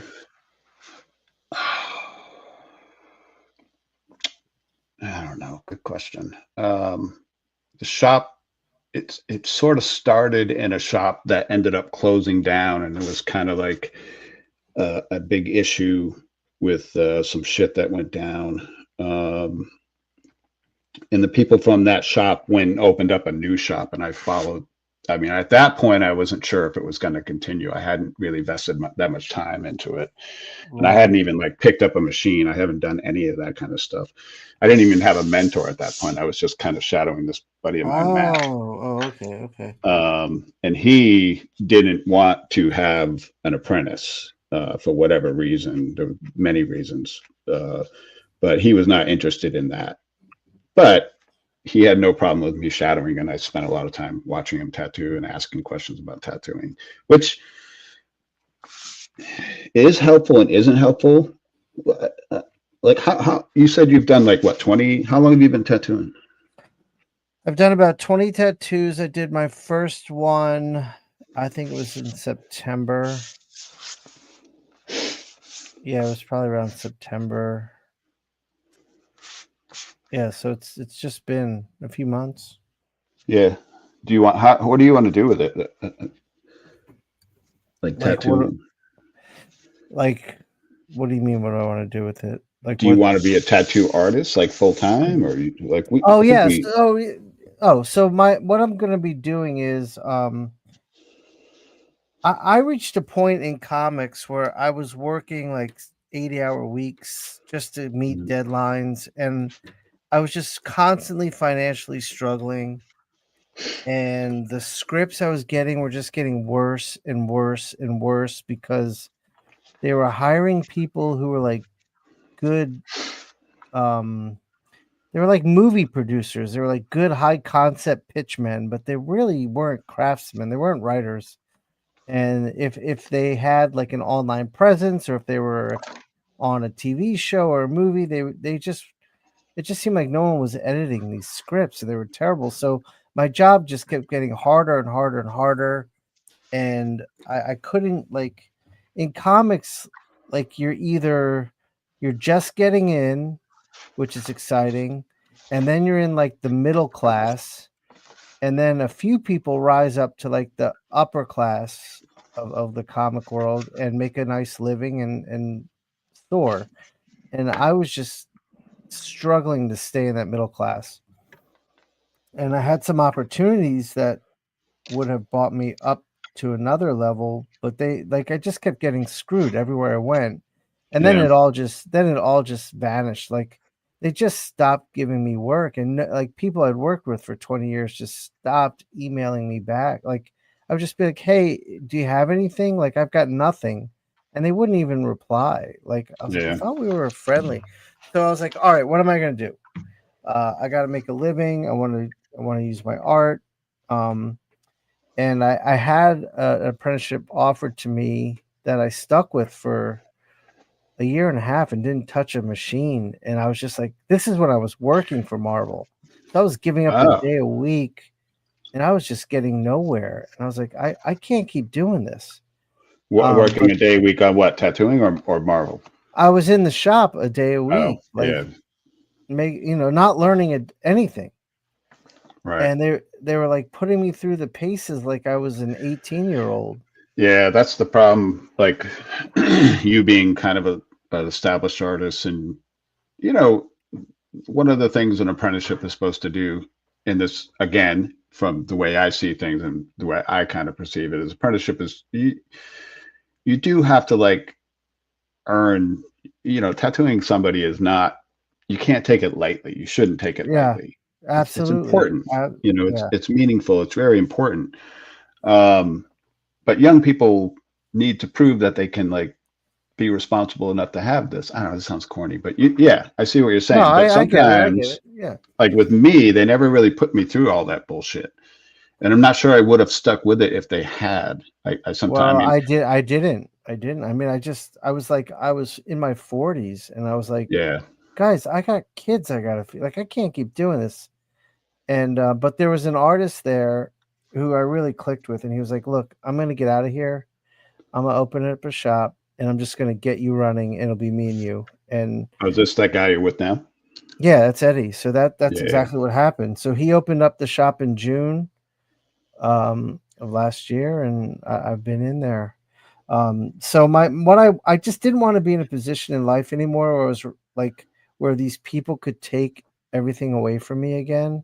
yeah, So I was building a life where I was like, I'm going to be doing my thing, and part of that was tattooing.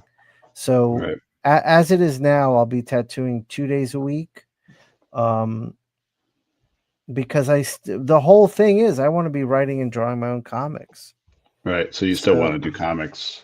oh, See without me, for me, I was like done. I'm kind of like people say, you ever come back and do turtle? It's like I know I don't want to.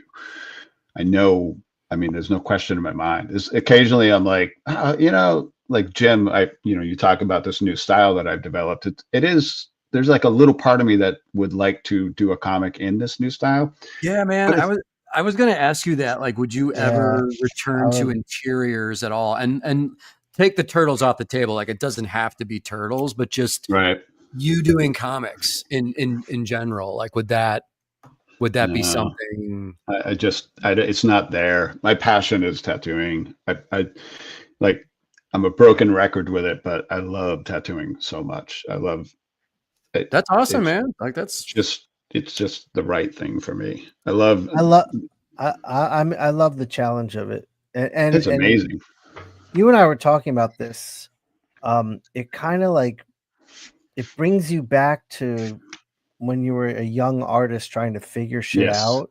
And it kind of absolutely. rekindles that area in your mind. So all of your art gets better. Yep.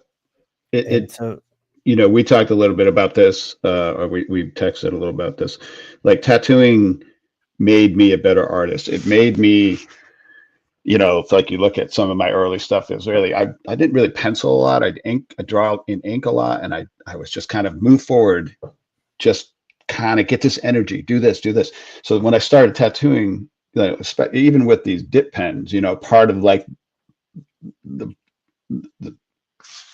part of like what the hell word I'm looking for, the beauty of the line of a dip pen is, you can movement, you get really right. big chunky cuts in and out. And all of a sudden you pick up a tattoo machine, and if that's the way your style is, you have to slow way the hell down, because you can't do that with skin. You cannot just sit there and rip through people's skin. No, so it made me slow down. It made me like step back, and it made me do something I'd never done before, which is like think a little more about what I was doing, like deconstruct what I'm doing, why I'm doing it. And also, go ahead. I was just gonna say that's how I've always been. Like I think about every little mark I make. What does it mean? Why am I doing that? And that's just the teacher in me. I've always been so interested in the craft of everything.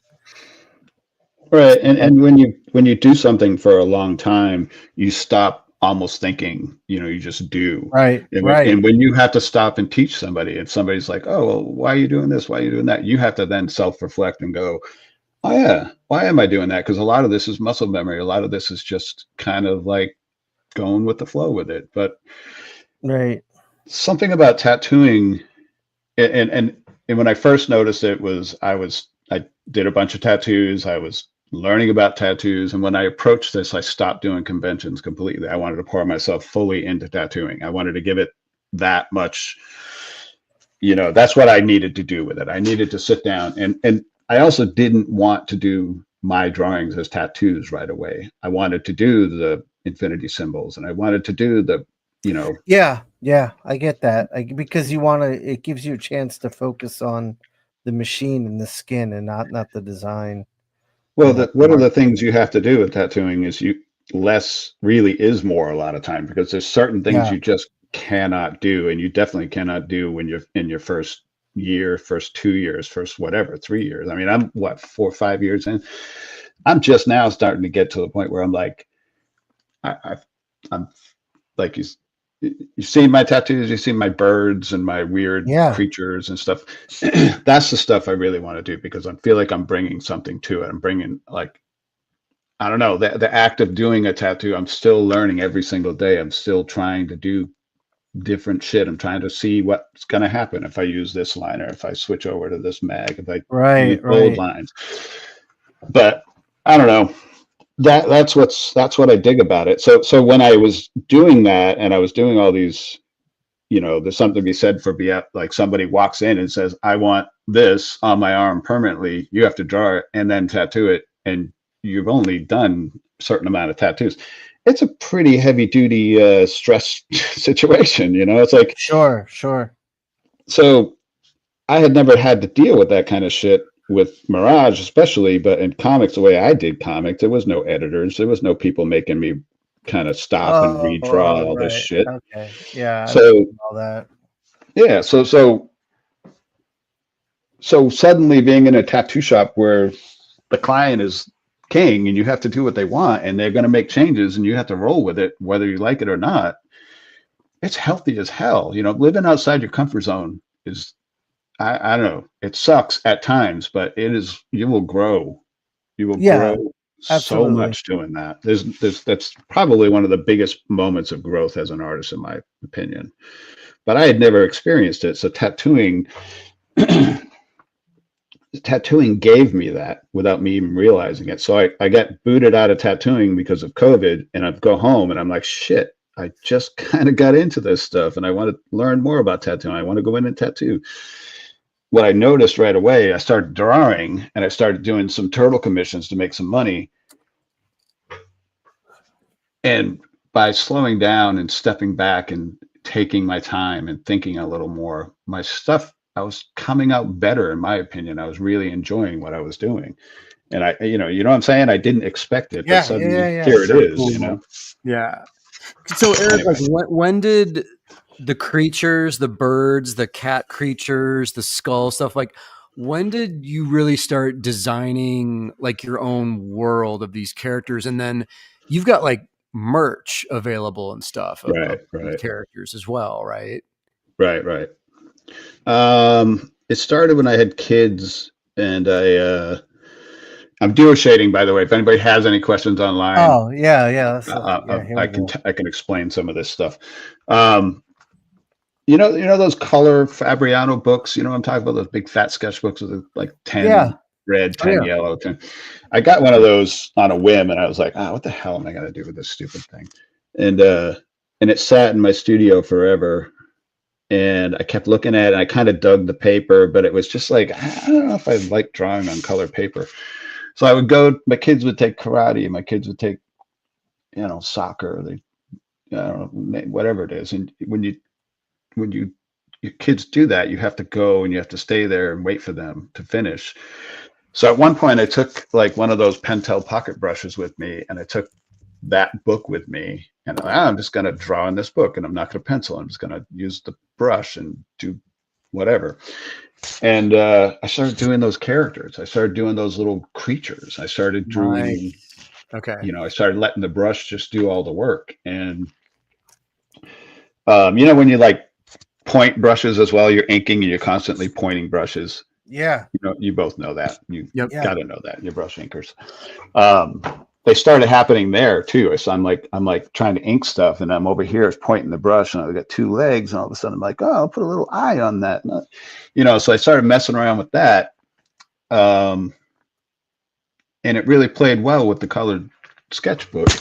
And at one point, I think, how does it go? At one point, I needed a Mother's Day card from my wife, and I didn't have one. And I did this. What the hell is it? I took a piece of colored paper and I drew this creature with this little kid. Yes. And a little heart, and I put arrows in his back and all that shit. And I did that, and I gave it to her. And then people started seeing it, and then people started liking it, and people started commenting on it. And I kept sketching this and posting these sketches, and people really seemed to really dig these little weird creatures that I was doing. So yeah, that's kind of how it happened. And now we have it in little galleries, and it's a nice little kind of passive income. I don't know. It's an enjoyable thing to do. It's kind of nice. You know, it's people respond to stuff and it's not a turtle. It feels kind of good. Not that I'm, I got nothing against the turtle stuff, but I didn't create the turtles. Yeah, man. I totally get that. You sent me this Christmas card with some of the characters on it. Yeah, that's my new cat thing. I keep drawing. I don't know why I do that, but so graphic and effective. Like, so I love it. Yeah, yeah. Fantastically designed, man. And then there's the dude. Oh hell yeah. Yeah, for the past like 5 years or so, I've been doing our own Christmas cards, and I've been doing ink creature cards. So yeah, this year I just did cat. I need to get a good Eric Talbot tattoo now. Hey. Yes. But you're asking me what I want to do. I'm primarily focused right now on just black and gray work. Right. I'm really fascinated with the stippling look. Yeah, that's pretty much what I do. I know. I saw you do it. So that's what most of my tattoos, that's what I've been like really pushing and doing. And I mean, outside of here, I've got a lot of questions about speed, needles, and like all that. So I've tried tattoos where I'm just using pure black and moving at different speeds to get different values, and the like the dots are closer together or farther apart. And then I've played with inks that are, gray washes and using that. Right. And I'm just that's where I'm focused right now. So go ahead. What you got to do, my advice for you is to like do this stuff, and then you mentioned maybe you like tattooing friends or family, where you're going to learn I didn't realize this, but at some point you got to learn what the tattoo is going to look like, no matter how you do it. 8 months from now, a year from now, right. You've been tattooing since September. So when you see that tattoo next September, you're going to learn a lot about what you're doing wrong, right, and what you have to correct. So, yeah. Are we running out of time? Anybody want to learn about DuoShade? I can tell you what I can show you. What yeah. We got like 15 minutes left. Let's do DuoShade.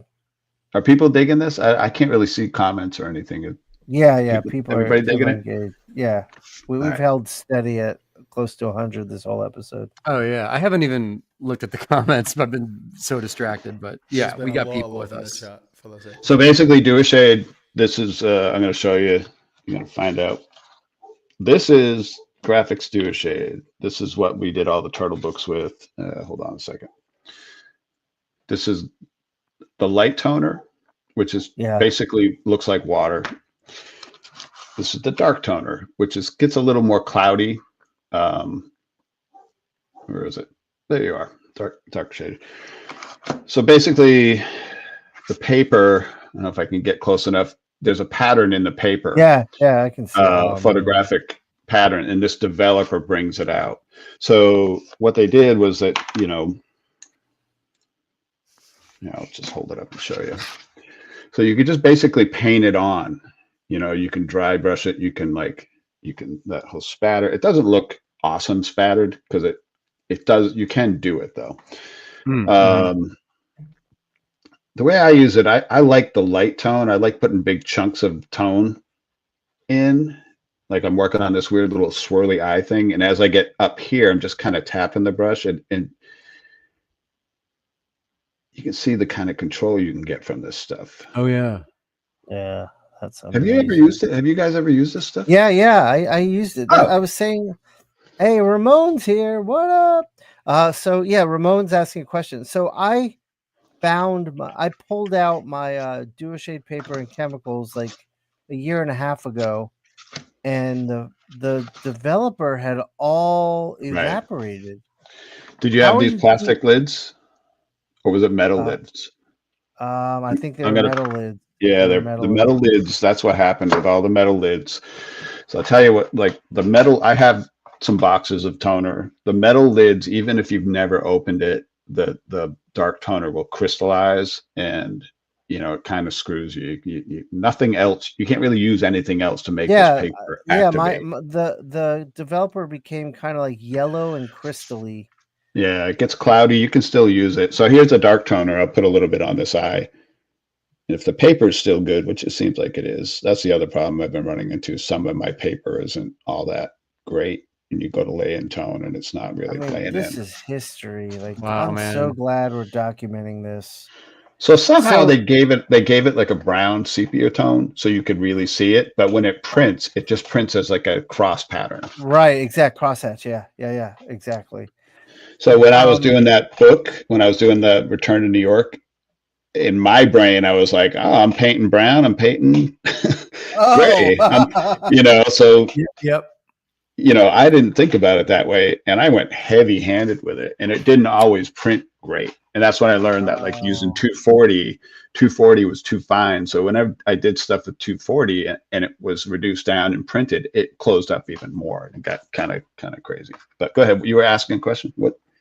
No, I forgot what I was going to say. I was just saying that I'm so glad we're documenting this. Oh, the question I was going to ask. So do you have a bunch of duo shade still?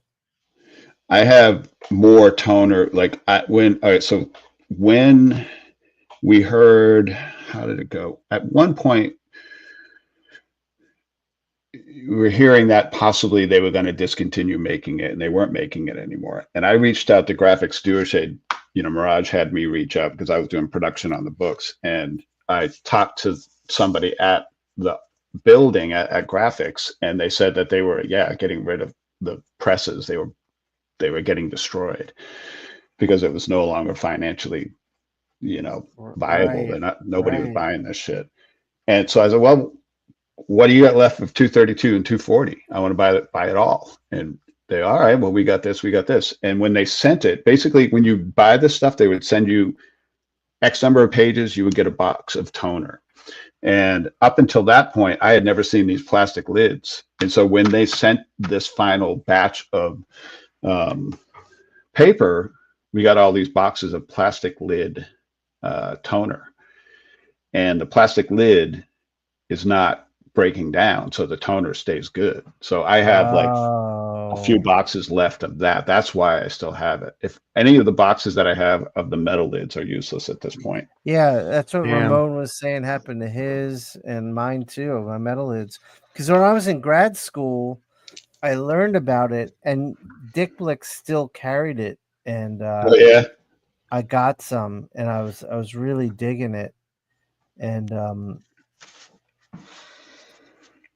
we just always had it. Mirage just always had it because Kevin and Pete ended up using it. I don't even know why. I think maybe they used it as a cost-cutting thing with the first book. They were doing the black and white book, and I think maybe the printer, I could be wrong, but as I remembered, I think the printer suggested that they use this to cut costs. Oh, wow. And, and it ended up becoming the look of the Mirage books. People totally. Totally. even to the point when Zero, the 2000, whatever it is, 7, I don't know, whatever it's, what series that Zero Nelly did all the Cyril work on. Neely, You don't, yeah, he's a buddy of mine. right. So Yeah. at one point, I thought it was pretty cool. At one point, I was watching that with my kid, and he would do like cutaways and interstitial kind of shit with like a duo-shade look to the animation, which is I thought was amazing. That felt really good. That guy got it, man. He's a good dude. I like that guy. Oh yeah, dude. I mean, obviously he was like a huge fanatic for the Mirage black and white comics, and right. tried to infuse as much of that into his series that he was show running of the Ninja Turtles. I thought him and his team that era, they did a fantastic job on the show. I agree. Yeah, we got a good question about duo-shade. They said, does the paper have a hatching tooth to it?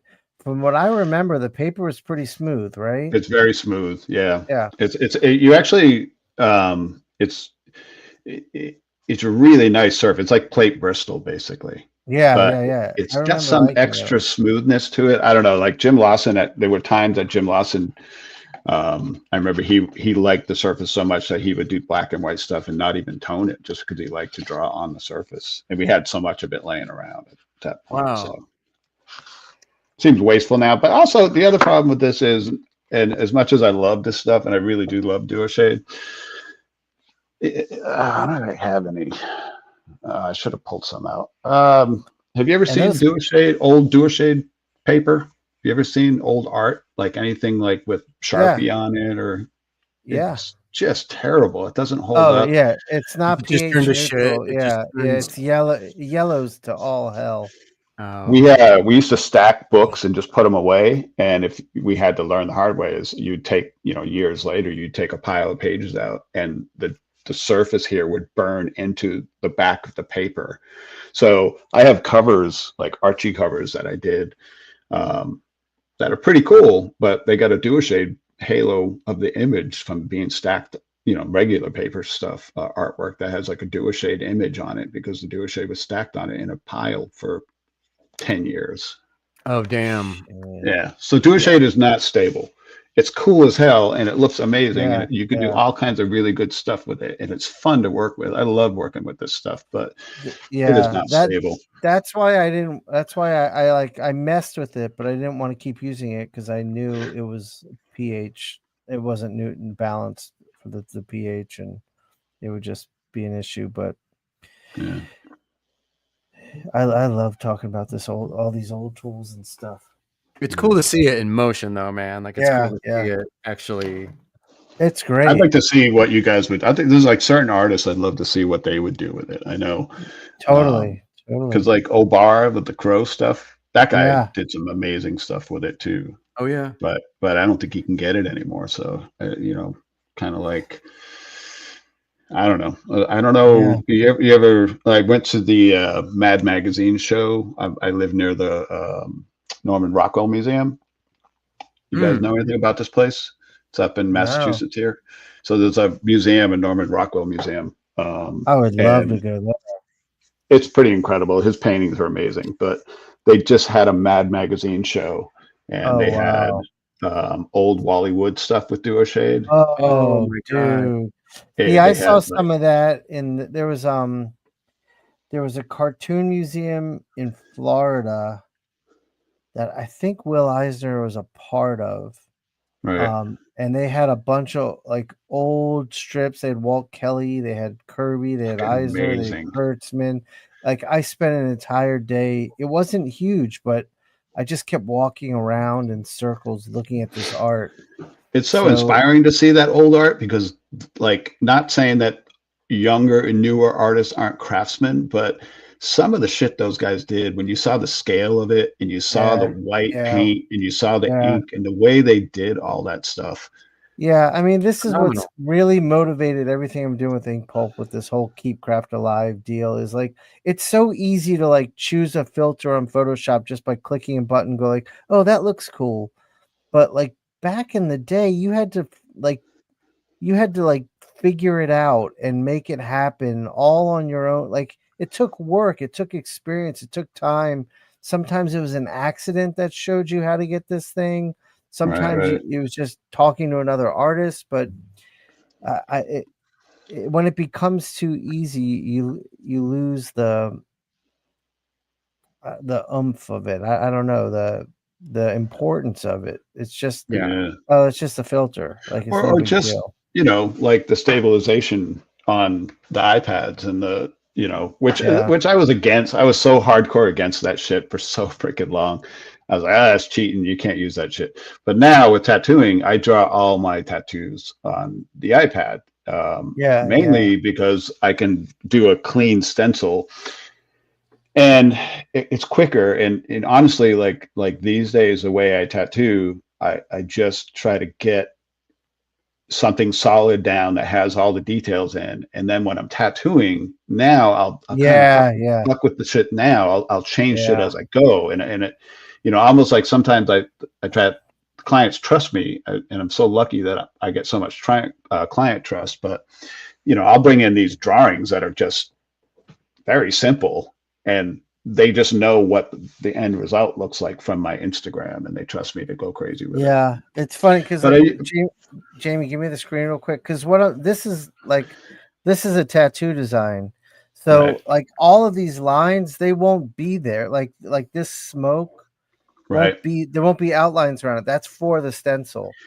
So Right. like I'm using a Coquille board. You guys, if you don't know, oh yeah, I fucking love that. Is it actual Coquille board, or is it it's Aquabee stipple paper? No. This is old Coquille board. But what the reason is I want to get, like I said, I'm very interested in that stippling look. I want to be able to try to get it in the traditional thing, and then use that as a guide for the tattoo. But I still have to consider that I'm making a stencil. So I'm something. My advice, like with and anybody that gets into tattooing, one thing I had to learn is like the like moth like feather antenna thing on the center of the head.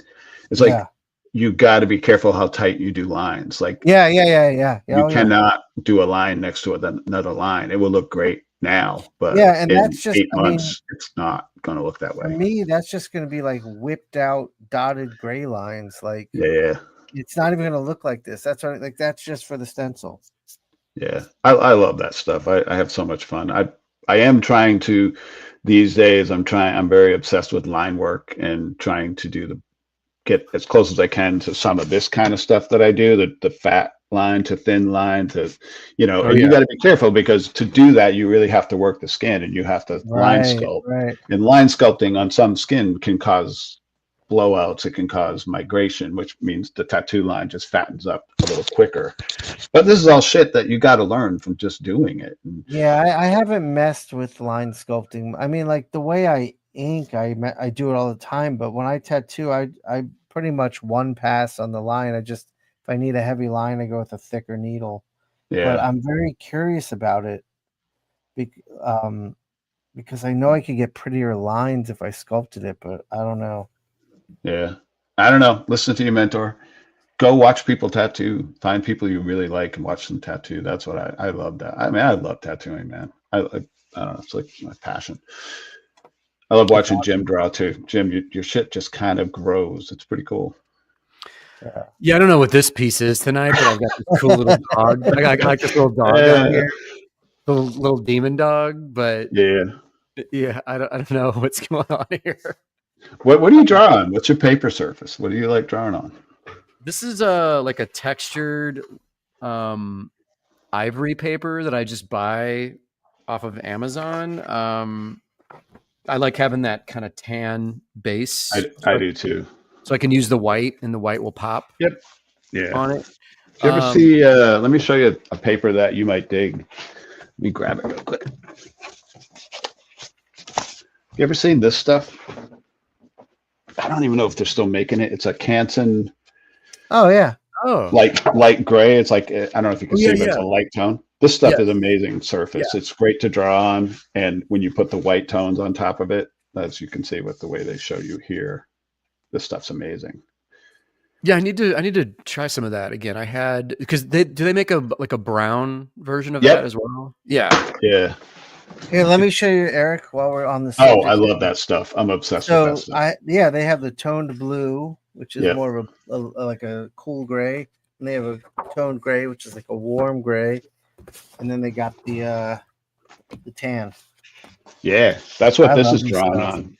This piece here that we use, that's what that's drawn on. Oh, that's, nice. That's Show that the off. blue. Can you turn That's that? awesome. Yeah. Turn that That's so cool. 90 degrees, if you don't mind. What do you want me to do? Yeah, just There like you that. go. Yeah. Oh, like that. I see what you're saying. Dude, That's that is so cool. fucking badass. Yeah, that's awesome. I love this. dude. This paper is amazing. This is all dip pen, acrylic paint. Nice. That's Um, gorgeous. Yeah, man, just the shapes you got going and the textures, just your own thing. I love it. It's great. So here's a question. Like, I got into this thing where, like, I kept a sketchbook. I got piles and piles of sketchbooks, but I'm like, I want some different surfaces. So, and could be just me being stupid, but it's like you take a sheet of paper and you just draw on it loose, but you're still sketching. Is it still a sketchbook, or is it just, I don't know. You know what I'm saying? Yeah, Maybe I've the been audience- doing that myself. I have like a little like file thing next to my art table where I just sketch on pieces of paper and Loose paper. stack Yeah. them in. Yeah. Yeah. I don't know. Yeah. Just I'm keeping I do the morning moleskin with ballpoint, Eric. Every day is my And you leave the house for that, right, Jim? Yeah. Yeah, like that. Like if I was leaving, I have. And I a get book made fun for of at leaving the coffee shop, Sean, like I was telling you today. the Why do they make fun of you? What are they doing?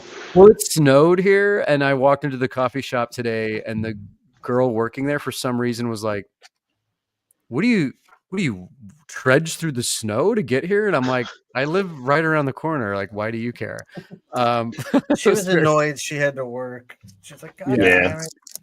Yeah, But we're these getting are- a lot of snow too this year. We're getting crushed with snow. That's great. See, that's the these are shit just- I love. But dude, the Yeah. ballpoint on this moleskin is like pure butter. It just feels so good. Let me show you my thing. Some That's Kirby, awesome. That's awesome. Spidey, and Demented Captain America. But anyway, yeah, that's kind of like my go-to for. And then Eric, I take these sketchbooks apart and scan all the pages, and then I just make art books out of them that I can sell. You cut them out. You just tear them apart. I literally watched YouTube videos, and there's a way you can take these books apart safely. Oh, I no didn't know you shit. did that. By Jim. cutting there's pages where the thread, like this one, is exposed. See that thread? Yeah. And I never even thought of that. you use an X-Acto and you just cut the threaded pages and carefully take them off, and then the remaining book you heat up the spine of the pages with a hair dryer so that the glue becomes malleable, and then you can just Shit. easily tear the spreads off the double page. How do you spread. feel about that? Does it bum you out that you don't have it in a sketchbook form anymore? It kind of does, but it makes the scanning so much easier. And then I Yeah. put them in a nice binder, and then I sell the originals. Yeah. I use these big giant. It's like massive. This thing's gigantic. It's the big moleskin. But I kind of, one of the things I never did. I love talking about this stuff too, by the way. One of the things I never really did was draw in pencil. I don't know if you can see this shit. Oh, Turn it around. nice. There you go. So I started drawing and using like real pencils and like really nice Oh, that's awesome. pencils. Oh, You shit, know? man. Those are gorgeous. Yeah, those Thanks. are pretty, man. And these just Wow. random, Oh my crazy, God. weird ass. But I'm using like Blackwing pencils and super soft pencils. I never Yeah. used pencil like this Yeah. before. That's great. But in the That's process of tattooing, slowing down and in tattooing, you circle a lot. You kind of like when you're trying to Right. work details, you do a lot of stuff like that. And I realized that how could I like apply some of this stuff to my traditional art? You know, like Whoa. These are gorgeous, man. People are freaking out about this in the chat, by the way. Yeah. oh yeah, Dude. thank you. But this, Oh, you know, man. this is me kind of figuring out what I'm going to do with tattooing in sketchbook form, you know, like Shit, dude. weird ass shapes, weird ass. but like building up all this stuff. The only problem I have right now with tattooing and with my art and my tattoo art is that I still haven't embraced white ink. So in tattooing, you can do a lot with white ink. The problem is that white ink doesn't always heal out on everybody's skin. And I was also kind of like, in my brain, I was like, I should learn how to do what I want to do without the crutch of white ink, but I'm starting to get there. So there's like highlight stuff going on and all this sketchbook stuff, which I guess is not coming through with the camera. But Eric, doesn't the white ink just eventually yellow? Yeah, sometimes some people it doesn't, man. you know, some people it yellows, some people it doesn't yellow. Yeah, Dude, this shit. So Eric, we talked about this in Maui, but just seeing this work, you need to scan. I'm giving you more work to do. You need to you got every single page of this, and this is your sketchbook that you have to publish and Kickstart. Agree. Well, I have been. That's why I was curious how you took it apart, because I've already scanned and I've laid out, and I've got a book. We talked about. I've got a book that I keep threatening to put out there, but I just can't seem to get the fucking thing done. Dude, people would buy the shit out of this if this is your Kickstarter sketchbook art book that you're going to release. Like, I got tons of this shit, man. I do it all the time. This is like what I do to relax, and some of it becomes some of the. Wow. Stay on this for a second. Wow. It means like I think I put what is it? Bad Brains, the Cramps. Yeah. I think I put Slayer in. I'm looking at it upside down. I think somewhere in there it says Slayer. Yeah, Slayer's in the dead center at the top. At the top. Where of is the it? skull. Oh yeah. Yeah. This is incredible work, man. Yeah, I love this it. is gorgeous. And the flowers, that like this stuff right here is just me sketching to work out a design that I did last year. I did this whole creepy sleeve on this woman, and she wanted these weird teacups with spider legs coming out of them. So I like, and this I think might be where I started. Is this where I did the eyeball flowers? I'm really doing a ton of these weird eyeball flowers on people now. Is this all Blackwing? The pencil? Yeah.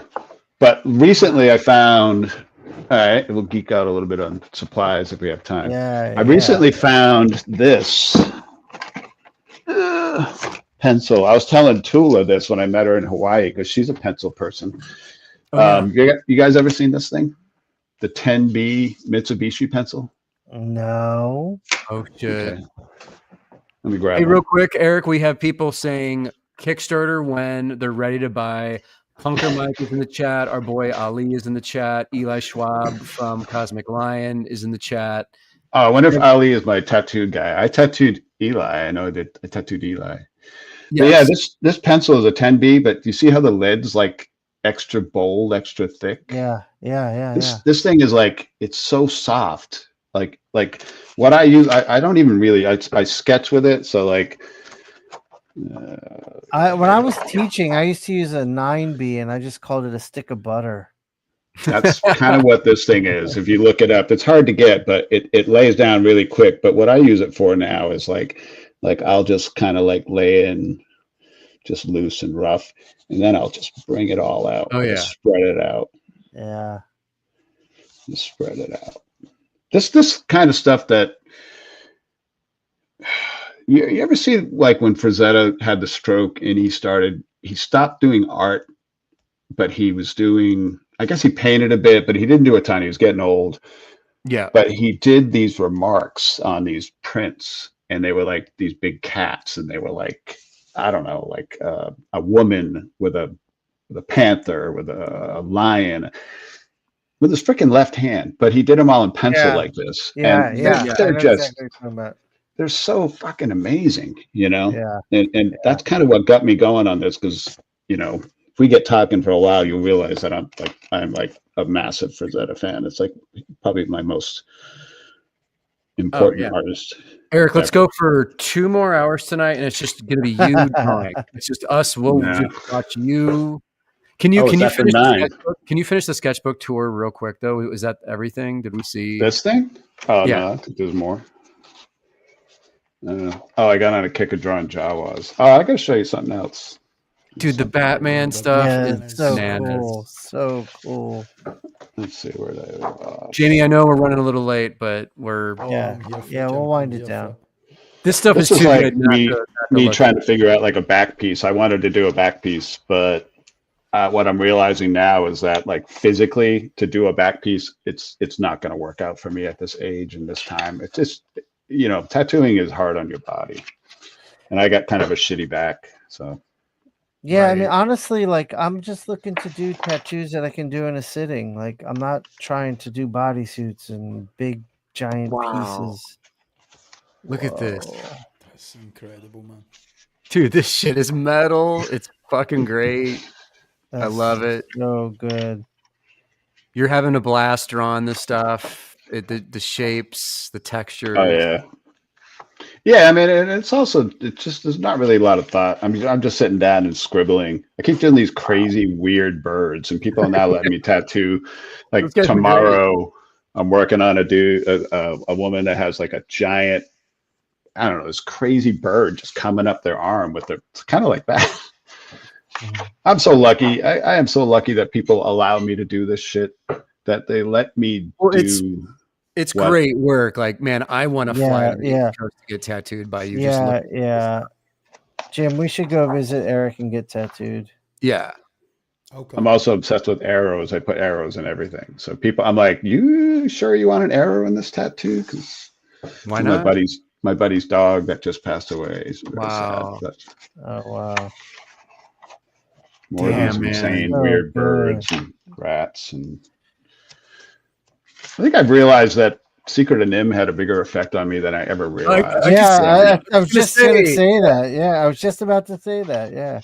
Somebody reached out. I think I'm doing C2E2 this year. I'm doing a bunch Oh, of I'll be there, conventions, Eric. actually. Oh, Oh, you are? Oh, we got to hang out. But Oh, somebody reached definitely, out. They yeah. want me to start a Secret of Nim jam. They want me to do Nicodemus, and I'm like, fuck yeah, I'll do that. You almost don't have to pay me. That sounds awesome. You have to pay me, That's but awesome. I don't know. Is that it? I think that might be it. All right, cool. All right, Eric, you got to come back. We got to do another show with you. Look at that stuff, dude. That's so Yeah, man, this was fun. This is really fun. Eric, where can people find you online? Did we? Yeah, put let's get some your- followers over there. Did we put your? Just my Instagram, which I don't even know what it is. I think it's Eric I'll find it. underscore Talbot, maybe.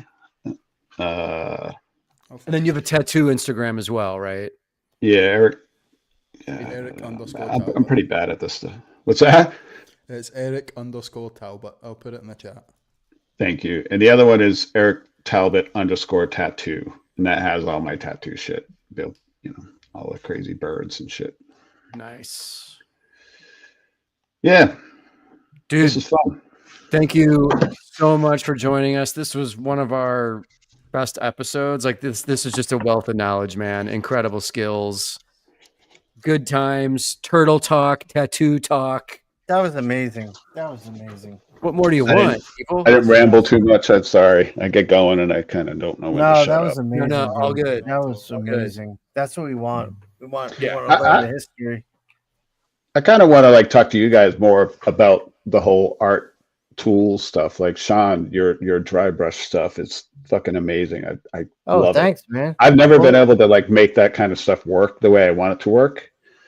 So I'd love to spend some time talking about that, Yeah, which you dude, probably already do, but I'm happy to talk to you anytime. I mean, I'd love to talk to you about tattooing, dry brushing, everything. Yeah, I think we need to. We definitely need to stay in touch. Part 2, man. You got to come back. This all worked out really well. It was fun as hell, man. This is awesome.